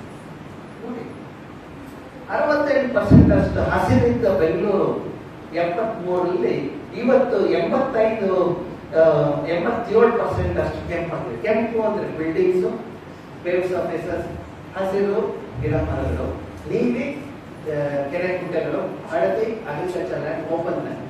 ಸೊ 1973 ನಾನು ಚಿಕ್ಕ ಮಗುವಾದಾಗ ಆ ಟೈಮಲ್ಲಿ ಬೆಂಗಳೂರು ಹಸಿರಾಗಿತ್ತು. ಇವತ್ತು 92ರಲ್ಲಿ ನಾವು ಕೈಗಾರಿಕರಣ ಅಂತ ಹೇಳಿ ಪೀಣಿಯನ್ ಕೋರ್ಮಂಡಲದಲ್ಲಿ ಇದು ಮಾಡಿದಾಗ ಕ್ರಮೇಣ ಅಲ್ಲಿ ಬಿಲ್ಡಿಂಗ್ 99-2000 ಔಟ್ಸ್ಕರ್ಟ್ಸ್ ಅಲ್ಲಿ ನಮ್ಮ ಮೂರ್ತಿ ಅವರು, ಮಜುಂದಾರ್ ಶಾ ಅವರೆಲ್ಲ ಇಂಡಸ್ಟ್ರಿ ಮಾಡಿದ್ರು, ಅಲ್ಲಿ ಚೇಂಜಸ್ ಆಯ್ತು. 2006 ಇಂಟೆನ್ಸಿಫಿಕೇಶನ್, 2009 ಫರ್ದರ್ ಇಂಟೆನ್ಸಿಫಿಕೇಶನ್. ಇವತ್ತು ನೋಡಿ ಬೆಂಗಳೂರಿನಲ್ಲಿ ಆಕ್ಸಿಜನ್ ಸಿಲಿಂಡರ್ ಉಪಯೋಗಿಸ್ತಾರೆ. ಕೆಲವೊಮ್ಮೆ ನೀವು ಬಂದಾಗ ಆಶ್ಚರ್ಯ ಆಗ್ಬೋದು, ನಮ್ಮ ವಯಸ್ಸಿನವರು ಕೆಲವೊಮ್ಮೆ ಆಕ್ಸಿಜನ್ ಸಿಲಿಂಡರ್ ಯೂಸ್ ಮಾಡುವಂತ ಸ್ಥಿತಿಗೆ ಹೋಗಿದ್ದಾರೆ. ರಾಜಾಜಿನಗರ್, ಮಲೇಶ್ವರದಲ್ಲಿ ಈ ನೀರಿನ ಬಗ್ಗೆ ನಾವು ಚಿಕ್ಕವರಿದ್ದಾಗ ನಾವು ಹೇಳ್ತಾ ಇದ್ವಿ, ನೀರನ್ನ ಇದು ಮಾಡಿದಾಗ ನೀವು ಬಾಟ್ಲಲ್ಲಿ ದುಡ್ಡು ಕೊಟ್ಕೊಂಡು ಹೋಗ್ಬೇಕಾಗತ್ತೆ ಅಂತ ಸ್ಥಿತಿ ಸಿಗುತ್ತೆ. 25 ವರ್ಷದಲ್ಲಿ ಇವಾಗ ಬಾಟ್ಲಲ್ಲಿ ನೀರು ಕುಡಿಯುವಂತ ಸ್ಥಿತಿಗೆ ಹೋಗಿದ್ದೀವಿ ಕ್ಯಾನ್ಸರ್ ತಗೊಳ್ಳೋದಕ್ಕೆ. ಇನ್ನು ಆಕ್ಸಿಜನ್ ಅದು ಇಲ್ಲದೆ ಇದ್ದಾಗ ನಿಮ್ಮ ಮಕ್ಕಳು ಆಕ್ಸಿಜನ್ ಸಿಲಿಂಡರ್, ಪುಸ್ತಕ, ನೀರಿಂದು ಮತ್ತೆ ಇನ್ನೇನಾದ್ರು ಬೇಕಿಲ್ಲ ಅದನ್ನು ಜೊತೆಗೆ ತಗೊಂಡು ಹೋಗುವಂತ ಸ್ಥಿತಿ ಬರುತ್ತೆ. Okay, that is where I have been telling the government enough is enough. Let us decongest the city. See, there has been 1075% increase in concrete area, and we lost 88% green covers and 79% of the water bodies. ಈಗ ಬೆಂಗಳೂರಿನಲ್ಲಿ ಎಷ್ಟು ಹಸಿರಿದೆ ಅನ್ನೋದನ್ನ ಅಭ್ಯಾಸ ಮಾಡ್ತೀವಿ. ಇದು ಎಷ್ಟು ಕೆಂಪಾಗಿದೆ ಅಂತ ನೋಡಿ. 8% ಇದ್ದಿದ್ದು ಇವಾಗ 87% ಆಗಿದೆ. ದುರಂತ. ಈಗ MOF ಇದ್ರ ಪ್ರಕಾರ, ನಮ್ಮ ಭಾರತ ಸರ್ಕಾರದ ನಿಯಮದ ಪ್ರಕಾರ ಯಾವುದೇ ಪ್ರದೇಶದಲ್ಲಿ 33% ಕಾಡಿರಬೇಕು ಅಂತಿದೆ. 33% ಇದೆ, 3% ಇಲ್ಲ ನಮ್ಮ ಬೆಂಗಳೂರು. ಓಕೆ, ಸೊ ಈಗ ಬೆಂಗಳೂರಿನಲ್ಲಿ ಎಷ್ಟು ಮರಗಳಿದೆ ಅನ್ನೋದು ನಾವು ಅಭ್ಯಾಸ ಮಾಡ್ತೀವಿ. ಇದು ನನ್ನ ಭಾರತೀಯ ವಿಜ್ಞಾನ ಮಂದಿರದ ಆವರಣ. ಅಲ್ಲಿ 400 ಎಕರೆ ಜಾಗದಲ್ಲಿ ಎಷ್ಟು ಗಿಡಗಳಿದೆ ಅಂತ ಹೇಳಿ ನಾವು ಮ್ಯಾಪಿಂಗ್ ಮಾಡ್ತೀವಿ. GPS ತಗೊಂಡು ಗ್ಲೋಬಲ್ ಬಡ್ಡಿಂಗ್ ಸಿಸ್ಟಮ್. ನಮ್ಮಲ್ಲಿ 22,000 ಮರ ಇದೆ. ನಾವು 5,000 ಜನ ಇದ್ದೀವಿ. ಅಂದ್ರೆ ಒಬ್ಬರಿಗೆ 4 ಮರ ಇದೆ. ಅದನ್ನ ನಾವು remote sensing data, satellite picture ಜೊತೆ ಲಿಂಕ್ ಮಾಡಿದ್ವಿ. ಇದೇ ರೀತಿ ಕೆಲವೊಂದು ಪ್ರದೇಶದಲ್ಲಿ ಅಭ್ಯಾಸ ಮಾಡಿ ಇಡೀ ಬೆಂಗಳೂರಿನ ರಿಮೋಟ್ ಸೆನ್ಸಿಂಗ್ ಡೇಟಾ ತಗೊಂಡು ನಾವು ಬೆಂಗಳೂರಲ್ಲಿ ಎಷ್ಟು ಮರಗಳಿದೆ ಅನ್ನೋದನ್ನ ಇದು ಮಾಡಿದಾಗ 1.5 ಮಿಲಿಯನ್ ಮರಗಳು ನಮ್ಮ ಬೆಂಗಳೂರಲ್ಲಿ, 14,78,000. ಎಷ್ಟು ಮಂದಿ ಇದ್ದಾರೆ ಬೆಂಗಳೂರಲ್ಲಿ? 95 ಲಕ್ಷ, 9.5 ಮಿಲಿಯನ್. ಅಂದ್ರೆ ಪ್ರತಿ 7 ಮಂದಿಗೆ 1 ಮರ ಇದೆ. ಎಷ್ಟು ಮರ ಬೇಕು ಒಬ್ಬನಿಗೆ?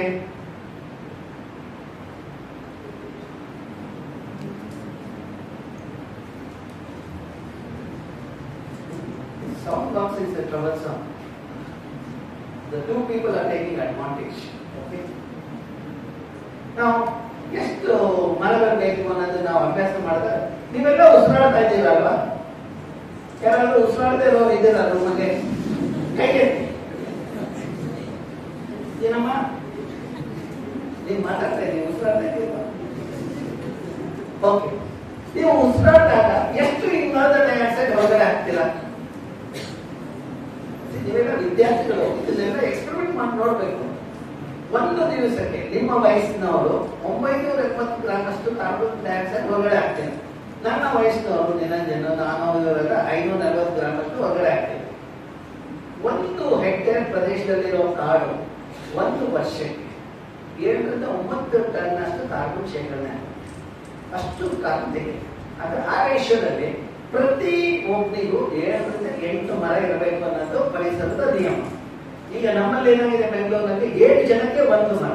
ಓಕೆ, ಸೊ ಈಗ ನಾನು ಹೇಳ್ತಾ ಇರೋದು ಏನಾದ್ರು ಹೊಸ ಇಲ್ಲ ಅಂತ ನೀವು ನೋಡಿದಾಗ ನಾನೇನು ಹೊಸದು ಹೇಳ್ತಾ ಇಲ್ಲ. ಬೈಬಲ್ ನೋಡಿ, ಬೈಬಲ್ ಅಲ್ಲಿ 320 ಬಾರಿ ನೇಚರ್ ಕನ್ಸರ್ವೇಷನ್ ಬಗ್ಗೆ ಉಲ್ಲೇಖ ಆಗಿದೆ. ಅವರು ಯಾಕೆ ಮರನ, ಕ್ರಿಸ್ಮಸ್ ಟ್ರೀನ ಇದು ಮಾಡ್ತಾರೆ ಅದನ್ನೆಲ್ಲ ನೀವು ನೋಡಿ. ಅದೇ ನೀವು ಕುರಾನ್ ನೋಡಿ, ನೀವೆಲ್ಲ ಓದಿದ್ದೀರಮ್ಮ ಕುರಾನ್? ಕುರಾನ್ ಅಲ್ಲಿ there is it warns us of imminent war if you pollute the water. So ಅದಕ್ಕೋಸ್ಕರ ನೀವು ದರ್ಗಾಗೆ ಹೋದ್ರೆ you have to pull water out of the well and wash your feet and fingers before you visit Dargah. ನೀವು ಅಜ್ಮೀರ್ ಅಥವಾ ಕಲ್ಪಾಕ್ ಹೋದ್ರೆ they thought that if you practice at Dargah you will also practice at your home and in your community. ಅದೇ ರೀತಿ ನಮ್ಮ ಇದು scripture ನೋಡಿ, ಮಸೀಫರಲ್ಲಿ ಬಹಳ ಚೆನ್ನಾಗಿ ಹೇಳುತ್ತೆ. ಬಾವಿ ಒಂದು ಮನೆಗಿದ್ರೆ ಸುಭಿಕ್ಷ, 10 ಬಾವಿಗಳು 1 ಕೆರೆಗೆ ಸಮ, 10 ಕೆರೆಯು 1 ಸರೋವರಕ್ಕೆ ಸಮ, 10 ಸರೋವರವು 1 ಮಗುವಿಗೆ ಸಮ, 10 ಮಕ್ಕಳು 1 ಮರಕ್ಕೆ ಸಮ. ಅಂದ್ರೆ 10 ಮಕ್ಕಳಿಂದ ಸಿಗೋ ಬೆನಿಫಿಟ್ ಒಂದು ಗಿಡ ನಡೋದ್ರಿಂದ ಅದನ್ನ ನೋಡ್ಕೊಳ್ಳೋದ್ರಿಂದ ನಿಮ್ಗೆ ಅದೇ ಬೆನಿಫಿಟ್ ಸಿಗುತ್ತೆ, ಅದೇ ಸಿಗುತ್ತೆ. ನಿಮ್ಗೆ ವಯಸ್ಸಾದಾಗ ಈ ಮರದ ಕೆಳಗಡೆ ಕೂತ್ಕೊಳ್ಬೋದು. ಇಂಥವ್ರು ನಿಮ್ಮ ಮಕ್ಕಳು ತಗೊಂಡಾಗ ವೃದ್ಧಾಶ್ರಮದಲ್ಲಿ ಹಾಕ್ಬಿಟ್ಟು ಚೈನಲ್ಲಿ ಹಾಕಿ ಬಿಟ್ಕೊಡ್ತಾರೆ. ಅಟ್ಲೀಸ್ಟ್ ಮರ ನಡೆದ್ರೆ ಅಟ್ಲೀಸ್ಟ್ ಅದಾದ್ರೂ ಒಂದು ಬೆನಿಫಿಟ್ ಆಗುತ್ತೆ. These are the benefits. That is where, as a student of science, you should look at the scriptures. You should look at the historical literature. See, Nanda study, I looked at the gazette here to find out what Kempegowda's time, how many lakes were there. You should cultivate that habit. Your Google Mama doesn't give much. He will take only my comment in somewhere here. He said TV Ramchandra has said this, TV Ramchandra has said that. But sometime I would have made a jovial remark also, that also your mama will give that, which is of no use. Please look at the books. Okay? Now, this is what our Bhuvan has done. See, we had 756 lakes in Bangalore 1973. Today, I have 216 lakes. Out of 216 lakes, that means 79% of lakes I have lost. Okay? Now, I thought that we should tell the government, we develop the decision support system. You know, wherein I put the whole thing, what is the water crisis, how to solve the problem, this decision support system, Bangalore Urban Information System is available. Similarly, you know, we looked at what is the temperature change in the city. You know, 21 degrees in 90s became 24 degrees in the 2000 or 28 degrees in 2010. Today it's about 38 degrees. ಮತ್ತೆ ನೀವು ಬೆಂಗಳೂರಿನ ಮಧ್ಯದಿಂದ ನೀವು 8 direction ಅಲ್ಲಿ ಹೋದಾಗ ಎಲ್ಲಿ ಕೆರೆ ಇದೆಯೋ ಎಲ್ಲಿ ಪಾರ್ಕ್ ಇದೆಯೋ ಟೆಂಪರೇಚರ್ 2 ಡಿಗ್ರಿ ಇರೋ. That means the vegetation and water bodies model the micro climate. ಈಗ ನಮ್ಮ ವೈಸ್ ಚಾನ್ಸಲರ್ ಇಲ್ಲ 500 ಸಸಿಗಳ ಇದು ಮಾಡಿದ್ದೀನಿ ಅಂತಲ್ಲ, ಅವ್ರು ಕೊಡೋ ಇದು ಕೊಡುಗೆ ಏನು? ಹಸಿರು ಮತ್ತೆ ನೀರು ಮತ್ತೆ ತಂಪಾದ ವಾತಾವರಣ ನಮ್ಮ ಮಕ್ಕಳಿಗೆ. So that is what every visionary leader will have. Other visionary leader will have only constructing the buildings and put his name plate above that. Even Samadhi ಮೇಲೂ ನೇಮ್ ಹಾಕಿರ್ತಾರೆ. ಅದೇ ತರ ಅವ್ರ ಬಿಲ್ಡಿಂಗ್ ಮೇಲೆ ಹಾಕ್ಬಿಟ್ಟು ಹೋಗಿರ್ತಾರೆ ಅಷ್ಟೇ. ಸಿ, ಗಿಡ ನಟ್ಟು ಹಸಿರು ಮಾಡಿದ ವ್ಯಕ್ತಿಗಳು ಬಹಳ ಕಡಿಮೆ ನಮ್ಮ ಇದರಲ್ಲಿ. So you are lucky to have such a vice chancellor. ನಾವು ವೆಟ್ಲ್ಯಾಂಡ್ ತೆಗೆದ್ರಿಂದ ಒಂದು ಪ್ರವಾಹ ಬೆಂಗಳೂರಲ್ಲಿ ಆಗ್ತಾ ಇದೆ ಪ್ರತಿ ವರ್ಷ. ಮತ್ತೆ ಅದಾದ ಕಾರಣ ಏನಂದ್ರೆ ಕೆರೆ ಇಂಟರ್ ಕನೆಕ್ಟೆಡ್.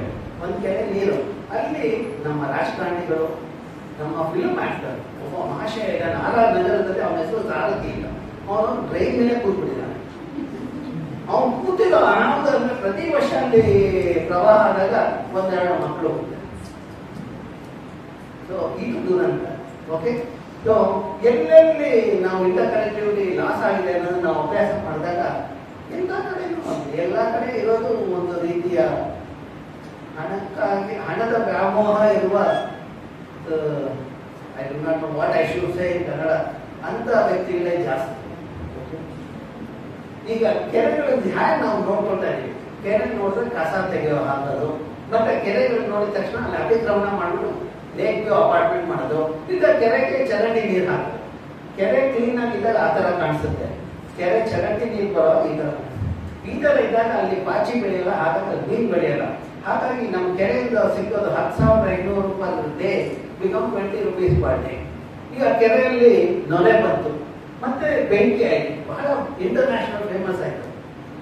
ಆಗ ನಾನು ಅಭ್ಯಾಸ ಮಾಡಿದ ಕೆರೆ ನೊರೆ ಬರೋದಕ್ಕೆ ಕಾರಣ ಏನು ಅಂದ್ರೆ ಫಾಸ್ಫರಸ್ ಡಿಟರ್ಜೆಂಟ್ ಇಂದ ರೂಟ್ ಕಾಸ್ ಇಂದ ನಾನು ರಿಪೋರ್ಟ್ ಕೊಟ್ಟು ಅದು ಟ್ರೀಟ್ಮೆಂಟ್ ಆಗ್ಬೇಕು ಅಂತ ನಾನು ಕೊಟ್ರೆ, ನಮ್ಮ ಬಾಬೂಸ್ ಇದ್ದಾರೆ ಹಾಗೆ ನಮ್ಮ ಗವರ್ಮೆಂಟ್ ಅಲ್ಲಿ ಬಾಬೂಸ್ ಅಂತ ಅಧಿಕಾರಿಗಳಿದ್ದಾರೆ. Not Ramesh Babu, Krishna Babu bureaucrats ಬಾಬೂಸ್.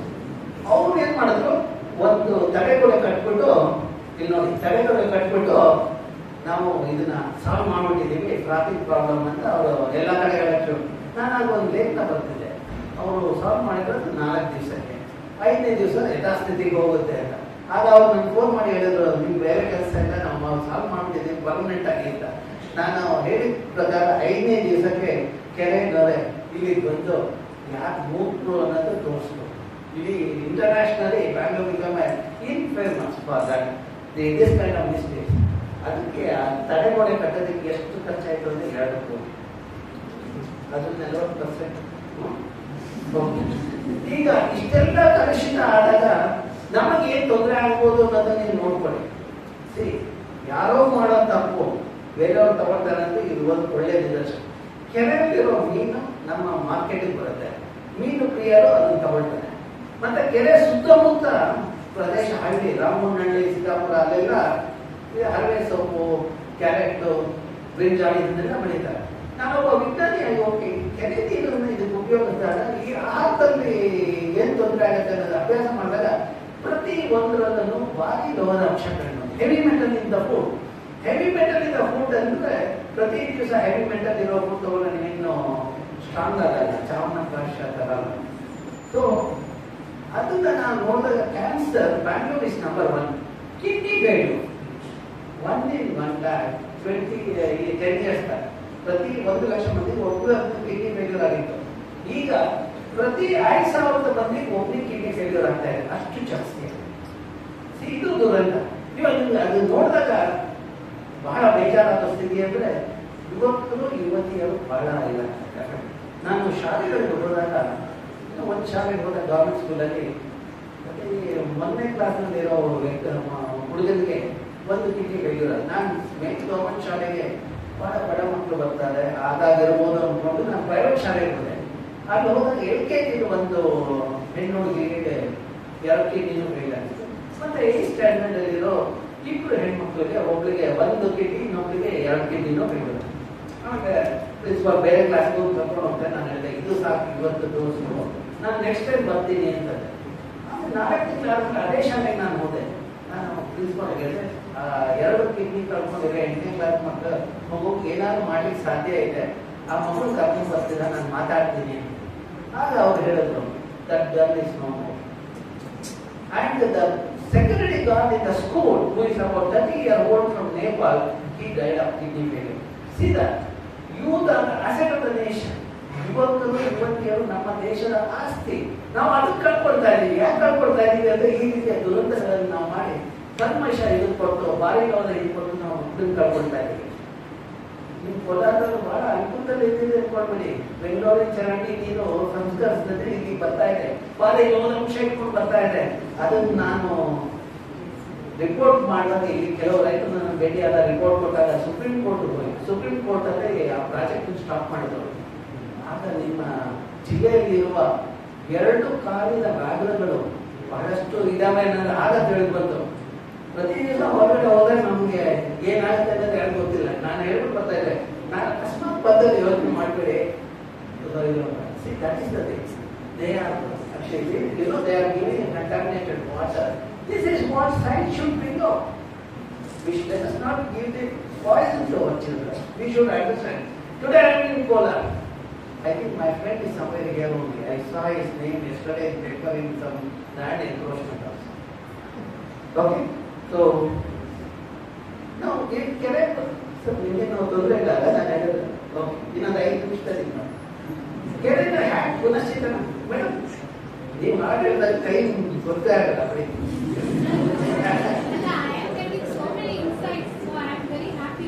You are very happy. Okay, good. ಈಗ ಕೆರೆನ ಪುನಶ್ಚೇತನ, ಈಗ ಬೆಳಂದೂರಲ್ಲಿ ನೊರೆ ನೋಡಿದ್ವಿ, ಮತ್ತೂರಲ್ಲಿ ನೊರೆ ನೋಡಿದ್ವಿ. ನಾನು ಆಗ ಅಭ್ಯಾಸ ಮಾಡಿ ಹ್ಯಾಕ್ ಪುನಶ್ಚೇತನ ಮಾಡಬೇಕು ಅನ್ನೋದನ್ನ ಒಂದು ರಿಪೋರ್ಟ್ ಮಾಡ್ತೀವಿ. ನೀವು ಇವಾಗ ಇಂಟರ್ನೆಟ್ ಅಲ್ಲಿ ನೋಡಿದ್ರೆ ರಿಜ್ಯುನೇಷನ್ ಗ್ರೂಪ್ ಇನ್ ಬೆಳಂದೂರ್ ಅಂತಿದೆ. ಅದನ್ನು ನಾನು ಹೇಳಿದ್ದೆ ಒಂದು ಕಂಟಾಮಿನೇಷನ್ ತೆಗಿಬೇಕು, ಕೆರೆಯಲ್ಲಿ ಶೇಖರಣೆ ಆಗಬೇಕು. 2ನೇ ಕಂಟಾಮಿನೇಷನ್ ಇದು ಪೊಲ್ಯೂಷನ್ ಬರೋದನ್ನು ಅವಾಯ್ಡ್ ಮಾಡಬೇಕು. ಕಂಟಾಮಿನೇಷನ್ ತೆಗಿಬೇಕಾದ್ರೆ ಹೂಳು ತೆಗಿಬೇಕು. ಎಷ್ಟು ಹೂಳಿದೆ ಅನ್ನೋದನ್ನ ನಾವು ಕೆರೆಯಲ್ಲಿ ಅಭ್ಯಾಸ ಮಾಡಿದಾಗ we took the sampling here. This gives the sampling form. ಈ 2 ಕೆರೆಯಲ್ಲಿ ಶೇಖರಣೆ ಆಗಿರೋದು 11 billion cubic metre of cement. ನಾನು ರಿಪೋರ್ಟ್ ರಿಲೀಸ್ ಮಾಡಿದಾಗ ಬಹಳ ಬುದ್ಧಿ ಇರೋ ವ್ಯಕ್ತಿಗಳು ಬೆಂಗಳೂರಿನಲ್ಲಿ ಹುಡ್ಕೊಂಡ್ರು. ಅವ್ರು ಹೇಳಿದ್ರು DPR ಅವರು ಬೆಂಗಳೂರಲ್ಲಿ ಟ್ರಾಫಿಕ್ ಪ್ರಾಬ್ಲಮ್ ಮಾಡ್ತಾರೆ, ಇಷ್ಟೊಂದು ಹೂಳು ತೆಗಿಬೇಕಾದ್ರೆ 3,000 ಟ್ರಕ್ ಎವ್ರಿ ಡೇ ಹೋಗ್ಬೇಕು, ಇವರು ಟ್ರಾಫಿಕ್ ಪ್ರಾಬ್ಲಮ್ ಮಾಡ್ತಾರೆ. ಆಗ ನಾನೇನ್ ಮಾಡಿದೆ ಅಂದ್ರೆ, ನಾನು national green tribunal committee member ಆಗಿದ್ದೆ. ನಾನು ಅಲ್ಲಿರುವ ಸ್ಥಳೀಯ ರೈತರ ಹತ್ರ ಮಾತಾಡಿ ಅವರಿಗೆ 400 ಎಕರೆ ಅವರಿಗೆ ವರ್ತೂರಲ್ಲಿರೋ ಹೂಳು ಕೊಟ್ಟೆ. ಅದರಲ್ಲಿ ಯಾವುದೇ ರೀತಿ ಹೆವಿ ಮೆಟಲ್ ಇರಲಿಲ್ಲ. ಹಾಗಾಗಿ ಅವ್ರಿಗೆ ಕೊಟ್ಟೆ. ಪ್ರತಿ ತಿಂಗಳು ನಾನು ಅಲ್ಲಿಗೆಲ್ಲ ವರ್ತೂರು, ಬೆಳಂದೂರು ರಿಜ್ಯುನೇಷನ್ ಹೇಗಾಗ್ತಾ ಇದೆ, ಪುನಶ್ಚೇತನ ಹೇಗಾಗ್ತಾ ಇದೆ ಅಂತ ಮಾನಿಟರ್ ಮಾಡ್ತಾರೆ. ಆ ಹೋದ 3ನೇ ತಿಂಗಳಲ್ಲಿ ವರ್ತೂರು ಆ ಇದರಲ್ಲಿದ್ದ ರೈತರು ಅವರು ನನ್ನ ಕಾಲ ಇದನ್ನೆಲ್ಲ ಲೋಡ್ ಮಾಡ್ತಾ ಇದ್ದಾರೆ. ನಾನು ಇಲ್ಲಪ್ಪ ಇಷ್ಟು ತುಂಬಾ ಜಾಸ್ತಿ ಆಗಿದ್ದಾರೆ ಸರ್, ನೀವು ಅಷ್ಟೇ ಅಲ್ಲ, ನಿಮ್ಮ ಮನೆಯವರು ಅಷ್ಟೇ ಅಲ್ಲ, ನೀವು ಎಲ್ಲ ನಿಮ್ಮ ಸಂಸ್ಥೆಗಳಿರೋ ನಿಮ್ಮ ಸಹೋದ್ಯೋಗಿಗಳಿಗೆ ಎಲ್ಲ ಕೊಡಿ ಅಂತ ಅವ್ರು ಹೇಳಿ, ನಿಮ್ಮ ಸಂಸ್ಥೆ ನಮ್ಗೆ ಅಷ್ಟು ಅನುಕೂಲ ಆಗಿದೆ. ನನಗೆ ಏನು ಅನುಕೂಲ ಆಯ್ತಪ್ಪ ಅಂದಾಗ ಪ್ರತಿಯೊಬ್ಬ ರೈತ ನಾವು ಈ ಅರವೆ ಸೊಪ್ಪು, ಪುದೀನ ಮತ್ತೆ ಈ ಬದನೆಕಾಯಿ ಇದನ್ನೆಲ್ಲ ಬೆಳೆದಾಗ ಮಾರ್ಕೆಟ್ ಅಲ್ಲಿ ಸೇಲ್ ಮಾಡಿದಾಗ ನಮಗೆ 1,50,000 ರೂಪಾಯಿಯಷ್ಟು ಒಂದು ಎಕರೆಗೆ ಒಂದು ಸೀಸನ್ ಆಗ್ತಾ ಇದೆ. ನಾವು 3 ಸೀಸನ್ ಬೆಳೆ ಬೆಳಿತೀವಿ. ನಿಮ್ಮ ಡಿಸಿಷನ್ ಇಂದ 1 ಎಕರೆಗೆ 5 ಲಕ್ಷ 4.5 ಲಕ್ಷ ಅಷ್ಟು ನಮ್ಗೆ ಆದಾಯ ಜಾಸ್ತಿ ಆಗಿದೆ. ಹಾಗಾಗಿ ನಾವು ಇದನ್ನು ಕೊಡ್ತಾ ಇದ್ದೀವಿ ಅಂತ. This is what we have to do. ಕೆಲವರಿಗೆ ನೀವು ಕೆಲವರು ನಿಮ್ಮ ಅಗ್ರಿಕಲ್ಚರ್ ಇದಕ್ಕೆ ಹಾಕಿದ್ರೆ ನೀವು ಅಗ್ರಿಕಲ್ಚರ್ ಫಲವತ್ತತೆ ಜಾಸ್ತಿ ಆಗಿದೆ, ಅದು ನೀವು ಅಂದ್ಕೊಳ್ಬೇಕು. ಮೇಬಿ ನಿಮ್ಮ ಯೂನಿವರ್ಸಿಟಿ ಪ್ರತಿ ವರ್ಷ ಗಾಂಧಿ ಜಯಂತಿ ದಿವಸ ಹೂಳೆತ್ತ ಒಂದು ಕಾರ್ಯಕ್ರಮ ತಗೊಂಡು ಮಾಡಿದ್ರೆ ಗಾಂಧಿಗೂ ಸಂತೋಷವಾಗುತ್ತೆ, ನನಗೂ ಸಂತೋಷ ಆಗುತ್ತೆ. ನಾವಿಬ್ಬರು ಸಂತೋಷವಾಗಿದ್ರೆ ಭಾರತ ಸುಭಿಕ್ಷವಾಗುತ್ತೆ. ವಿಜ್ಞಾನಿಗಳು ಮತ್ತೆ ಅವರಿಂದ ಆದಾಗ ನೋಡಿ. ಆಮೇಲೆ ನಾವು ಕೆರೆಗಳಿಗೆ ಏನ್ ಗುಣ ಇದೆ ಅನ್ನೋದನ್ನೆಲ್ಲ ಅಭ್ಯಾಸ ಮಾಡಿದ್ವಿ. ಇಡೀ ವಿಶ್ವದಲ್ಲಿ ಒಂದು ಸಿಟಿಲಿರೋ ಎಲ್ಲಾ ಕೆರೆಗಳನ್ನ ಅಭ್ಯಾಸ ಮಾಡಿದ credit it goes to my team. 3 students monitor all lakes in 4 years and ಎಲ್ಲ ಡೇಟಾ ನಾನು ಆನ್ಲೈನ್ ಅಲ್ಲಿ ಹಾಕ್ತೇನೆ. ಆ ಕೆರೆಯಲ್ಲಿರೋ ವಾಟರ್ ಕ್ವಾಲಿಟಿ ಏನೋ, ಕೆರೆಯಲ್ಲಿರೋ ನೀರಿನ ಕ್ವಾಲಿಟಿ ಏನೋ, ಕೆರೆ ಯಾವ ರೀತಿ ಪಾಚ್ ಇದೆ, ಯಾವ ರೀತಿ ಮೀನಿದೆ, ಕೆರೆಯಿಂದ ಏನ್ ಪ್ರಯೋಜನ, ಕೆರೆ ಎಷ್ಟು ಎನ್ಕ್ರೋಚ್ ಮಾಡಿದ್ದಾರೆ, ಎನ್ಕ್ರೋಚ್ಮೆಂಟ್ ಡೀಟೇಲ್ ಹಾಕಿದೀವಿ, ಯಾವ ಕೆರೆಗೆ ಎಷ್ಟು ಜನ ಕೂತಿದ್ದಾರೆ ಅಂತ. ಕೆಲವರು ಕೆರೆಗೆ ಕೂತ್ಕೊಂಡ್ಬಿಟ್ಟಿದ್ದಾರೆ. ಓಕೆ, ಅವ್ರ ಡೀಟೇಲ್ಸ್ ಹಾಕಿ ಬಿಟ್ಟಿದ್ದೀವಿ. ಅದನ್ನ ಹಾಕುವಾಗ ಯಾರು ಹೇಳಿದ್ರು, ಸ್ವಾಮಿ ನೀವು ಹಾಕ್ಬಿಡಿ, ಹಾಕಿದ್ರೆ ನಾವು ಮುಂದಿನ ವರ್ಷ ನೀವು ಸಿಗ್ತಿರೋಲ್ಲ ನಮ್ಗೆ ಅಂತ.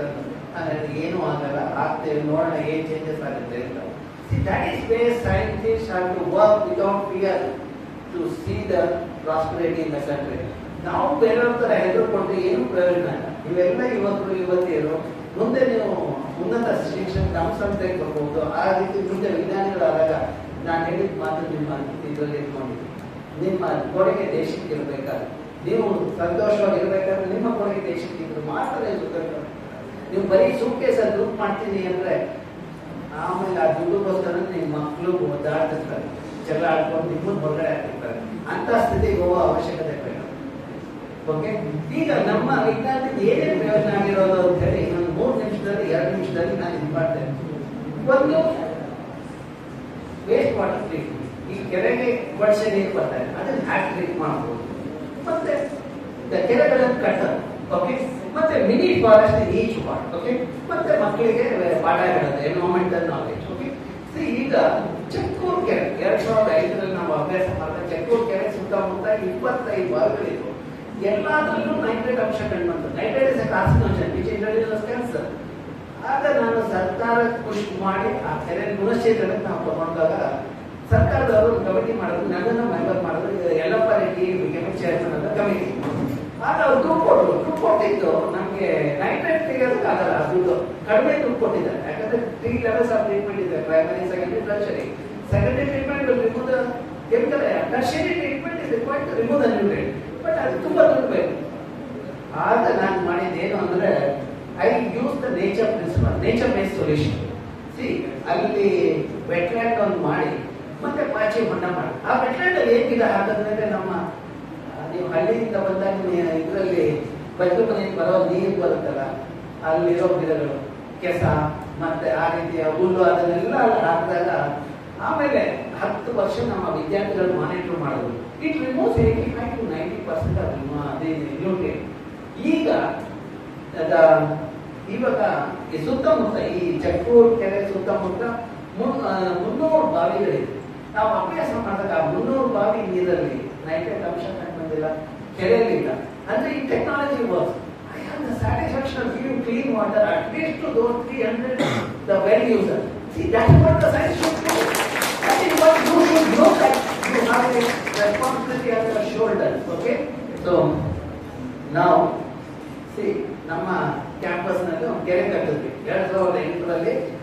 ನಾನು ಮ್ಯಾನೇಜ್ಮೆಂಟ್ ಅಡ್ವೈಸ್ ಮಾಡಿ ಈಗ ನಮ್ಮ ನಿರಂಜನ್ ಅವರು ಹೇಳೋದು ಇಲ್ಲೊಂದು ಕೆರೆ ಮಾಡ್ತೀವಿ. ಬಹಳ ಒಳ್ಳೆ ಕೆಲಸ. ಅದು ನಮ್ಮ ವಿದ್ಯಾರ್ಥಿಗಳಿಗೆ ಬಯೋಫ್ಯೂಯಲ್ ಸ್ಟಡಿ ಮಾಡೋಕ್ಕೆ, ವಾಟರ್ ಕ್ವಾಲಿಟಿ ಸ್ಟಡಿ ಮಾಡೋಕ್ಕೆ ಹೆಣ್ಮಕ್ಳು ಹೊರಗಡೆ ಹೋಗೋದೇ ಬೇಡ, ಅದೇ ಕೆಲಸ ಅಭ್ಯಾಸ ಮಾಡ್ತಾರೆ. ಬರೀ ನಮ್ಮ ವಿದ್ಯಾರ್ಥಿಗಳು ಸಂತೋಷವಾಗಿಲ್ಲ, ನಮ್ಮಲ್ಲಿ ಬೇನಾಗಿದೆ ಆಟದ.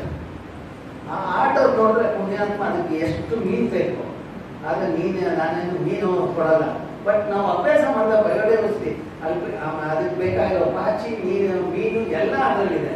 ಅಂದ್ರೆ ನೀವು if you facilitate the place, okay, nature knows how to create ecosystem and give food to everybody, that what the message. ಮತ್ತೆ ಕೆಲವೊಮ್ಮೆ ಎಲ್ಲೂ ಮೀನಿದ್ದಾಗ ಜನ ದೇ ಲುಕ್ ಅಟ್ IAC. ಆ ರೀತಿ ನಾನು ಮಂಗಳೂರಿಗೆ ಹೋದಾಗ ಮೂಡುಬಿದ್ರೆ ಸ್ವಾಮೀಜಿ ಅವರು ನನ್ನ ಭೇಟಿ ಆದರು. ಸ್ವಾಮಿ 2014-15 ನೀರೇ ಇಲ್ಲ ನಮ್ಮ ಮೂಡುಬಿದ್ರೆಯಲ್ಲಿ, ತಾವೇನಾದ್ರು ಮಾಡಿ ಸಾಧ್ಯನಾ? ನಾನು ಹೇಳಿದೆ, ನಿಮ್ಮ ಮೂಡುಬಿದ್ರಲ್ಲಿ 32 ಕೆರೆ ಇದೆ, ನೀವು ಸೈನಿಕರು, ನೀವು ಯಾಕೆ ಪುನಶ್ಚೇತನ ಮಾಡಬಾರ್ದು? ನಿಮ್ಮ ಈಸಿ ಅಲ್ವಾ? ಯಾಕಂದ್ರೆ ಸ್ಪಿರಿಚುವಲ್ ಲೀಡರ್ ಅಂದ್ರೆ ನಿಮ್ಮ ಪವರ್ ಜಾಸ್ತಿ, ನೀವು ಯಾಕೆ ಮಾಡಬಾರ್ದು ಅಂದಾಗ ಅವ್ರು ಹೇಳಿದ್ರು, ಇಲ್ಲ ನನ್ನ ಹತ್ರ ಅಷ್ಟು ರಿಸೋರ್ಸ್ ಇಲ್ಲ. ನಾನು ಅಟ್ಲೀಸ್ಟ್ 1 ಅಥವಾ 2 ಕೆರೆ ಮಾಡಿ, ಮಿಕ್ಕಿ ಕೆರೆ ನಾನು ಮಾಡಿಸ್ತೀನಿ ಅಂತ. 2 ಕೆರೆ ಅವ್ರು ಮಾಡಿದ್ರು, 30 ಕೆರೆ ಸ್ಥಳೀಯ ಜನ, ಯಾಕಂದ್ರೆ ಸ್ವಾಮೀಜಿ ಮಾಡಿದ್ರು ಅಂತ ಹೇಳಿ ಅವರು ಶ್ರಮದಾನ ಮಾಡಿ ಇದು ಮಾಡಿದ್ರು, ಕೂಡೆತ್ತಿದ್ರು. ಕಳೆದ ವರ್ಷ ಇಡೀ ಕರ್ನಾಟಕದಲ್ಲಿ ನೀರಿನ ಬರ ಆಯಿತು, ನೀರು ಬ್ರಾಟ್. ಬಟ್ ಮೂಡುಬಿದ್ರೆಯಲ್ಲಿ ಯಾವುದೇ ರೀತಿಯ ನೀರು ತೊಂದರೆ ಆಗಲಿಲ್ಲ, ಯಾಕಂದ್ರೆ ಆ 32 ಕೆರೆಗಳ ಪುನಶ್ಚೇತನ ಮಾಡಿದ್ರಿಂದ ಅದು ಆಗಲಿಲ್ಲ. ಪ್ರಾಬ್ಲಮ್ ಅಲ್ಲಿ ತೊಂದರೆ ಆಯ್ತು ಅಂತ ಹೇಳಿ ಗಂಗೆಯನ್ನ ನೀರು ತಗೊಂಡ್ಬರೋದ್ರಿಂದ ಏನೋ ಪ್ರಯೋಜನ ಇಲ್ಲ. ಅದು ಹುಚ್ಚರ ಇದು, ಮೂರ್ಖರ ಇದು, ಅದನ್ನ ನಾವು ಮಾಡಬಾರ್ದು. ಮತ್ತೆ ಅಲ್ಲಿ ಸಕ್ಸಸ್ ಯಾಕಾಯ್ತು ಅಂತ ನಾನು ನೋಡಿದಾಗ ಅವ್ರ ಕ್ಯಾಂಪಸ್ ನಲ್ಲಿ ಒಂದು ಕೆರೆ ಕಟ್ಟೋದಕ್ಕೆ ನಾವು ಸಜೆಷನ್ ಕೊಡ್ತೀವಿ, ಒಂದು ರಿಪೋರ್ಟ್ ಕೊಡ್ತೀವಿ. ನನಗೆ ಆಶ್ಚರ್ಯ, ಮೇ ತಿಂಗಳಲ್ಲಿ ನಾನು ರಿಪೋರ್ಟ್ ಕೊಟ್ಟಾಗ ನಾನು ಸುಮ್ಮನೆ ಮಾತಾಡುವಾಗ ಹೇಳಿದ್ದೆ, ಜೂನ್ 5ಕ್ಕೆ ಮಳೆ ಬರುತ್ತೆ, ಅಷ್ಟೊತ್ತಿಗೆ ನೀವು ಮಾಡಿದ್ರೆ ಕೆರೆ ನೀರು ಇರುತ್ತದೆ. ಜೂನ್ 1ನೇ ವಾರ ನನಗೆ ಫೋಟೋಗ್ರಾಫ್ ಕಳಿಸ್ತಾರೆ ಈ ಸ್ವಾಮೀಜಿ. ನಾನು ಅಲ್ಲಿ ನೋಡೋ ಫೋಟೋಗ್ರಾಫ್ ಅಲ್ಲಿ ಈ ಸಕ್ಸಸ್ ಆಗೋದಕ್ಕೆ ಏನ್ ಕಾರಣ? ಯುವಕರು, ಯುವತಿಯರು, Alva's science and technology, Alva's college ಮಕ್ಕಳು ಅವ್ರು ಮಾಡಿದ್ರು. ನೀವು ಇಷ್ಟು ಜನ ಇದ್ದೀರಾ, ಈ ಕೆಲಸ ಮಾಡೋದಕ್ಕೆ ಕಷ್ಟನೇ ಇಲ್ಲ. ನಿಮ್ಗೆ ಬುಲ್ಡೋಸರ್ ಬೇಡ, ಏನು ಬೇಡ, ನಿಮ್ಮಲ್ಲಿರೋ ಶಕ್ತಿಯಿಂದ ನೀವು ಇದು ಮಾಡೋ ಸಾಧ್ಯತೆ ಇದೆ. ಓಕೆ, ಮತ್ತೆ ಕೆರೆ ಮಾಡ್ಬೋದು, ಮತ್ತೆ ಕಿರೋ ಅರಣ್ಯ ಮಾಡ್ಬೋದು. ಅಲ್ಲಿ ಸಕ್ಸಸ್ ನೋಡಿದಾಗ ಆಳ್ವಾಸ್ CEO ಆಲ್ಸೋ ಕ್ವೈಟ್ ಏನು. ಓಕೆ, ನಾನು ಏನ್ ಮಾಡಿದೆ ಅಂದ್ರೆ ನೆಕ್ಸ್ಟ್ ಮೆಡಿಸಿನ್ ಅವ್ರಿಗೆ ಕೊಟ್ರಿ. ಅವ್ರ ಕ್ಯಾಂಪಸ್ ಅಲ್ಲಿ 25 ಲಕ್ಷ ನೀರು ಹಿಡಿಯುವಷ್ಟು ಒಂದು ಕೆರೆ ಕಟ್ಟಿದ್ರಿ ಅವರು. ಮತ್ತೆ ಸುತ್ತಲೂ ಸ್ಥಳೀಯ ಪ್ರಭೇದ ಕಾಡುಗಳ ಸಸ್ಯಗಳನ್ನು ಹಾಕಿದ್ವಿ. ಮುಂದಿನ 2010 ನಾನು ವಿಸಿಟ್ ಮಾಡಿದ್ರೆ ನೋಡಿ, ಹಸಿರಿದೆ, ನೀರಿದೆ, ನಮ್ಮ ಮುಖದಲ್ಲೂ ನಗು ಇದೆ. ಓಕೆ, ಮತ್ತೆ very important, this gentleman when he met me, he was A bachelor. ಮದುವೆ ಆಗೋದಕ್ಕೆ ಇದು ಮಾಡ್ತಾ ಇದ್ರು, ಮದುವೆ ಆಗೋದಕ್ಕೆ ಹೆಣ್ಮಕ್ಳು ಸಿಗ್ತಾ ಇರಲಿಲ್ಲ. ಆವಾಗ ಬೆಂಗಳೂರಿನಲ್ಲಾದ್ರೆ ಏನಾಗುತ್ತೆ, ಎಲ್ಲ ಈ ಫೇಸ್ಲೆಸ್ ಫೆಲೋಸ್ ಇದಾರಲ್ಲ, ಫೇಸ್ಬುಕ್ ಅಲ್ಲಿ ಯಾರನ್ನೋ ನೋಡ್ತಾರೆ, ಮದುವೆ ಆಗ್ತಾರೆ, ಮುಂದಿನ ತಿಂಗಳು ಡೈವೋರ್ಸ್ ಕರ್ಕೊಂಡು ಕೂತ್ಕೊಳ್ತಾರೆ. ಅದೇ ಇದು ಅವ್ರಿಗೆ ಅಂತಂದಿದೆ. Actually they come from a culture rich family, they cannot do that. So ಈ ಕೆರೆ ಕಟ್ಟಿದ 6 ತಿಂಗಳಲ್ಲಿ he gets a wife, wonderful wife who take care of the joint family. ಅಂದ್ರೆ ಅವ್ರ ತಂದೆ ಇದ್ದಾರೆ. ಮತ್ತೆ ನಾನು ಅಲ್ಲಿ ಹೋದಾಗ ಅವ್ರು ಹೇಳ್ತಾರೆ, ನೀವು ಹೋಟೆಲ್ ಉಳಿಬೇಡಿ, ಗೆಸ್ಟ್ ಹೌಸ್ ಅಲ್ಲಿ ಉಳಿರಿ, ನಮ್ಮ ಮನೆಗೆ ಬಂದು ಉಳಿಯಿರಿ ಅಂತ. ಅದು that happens in a house where culture ಇದೆ.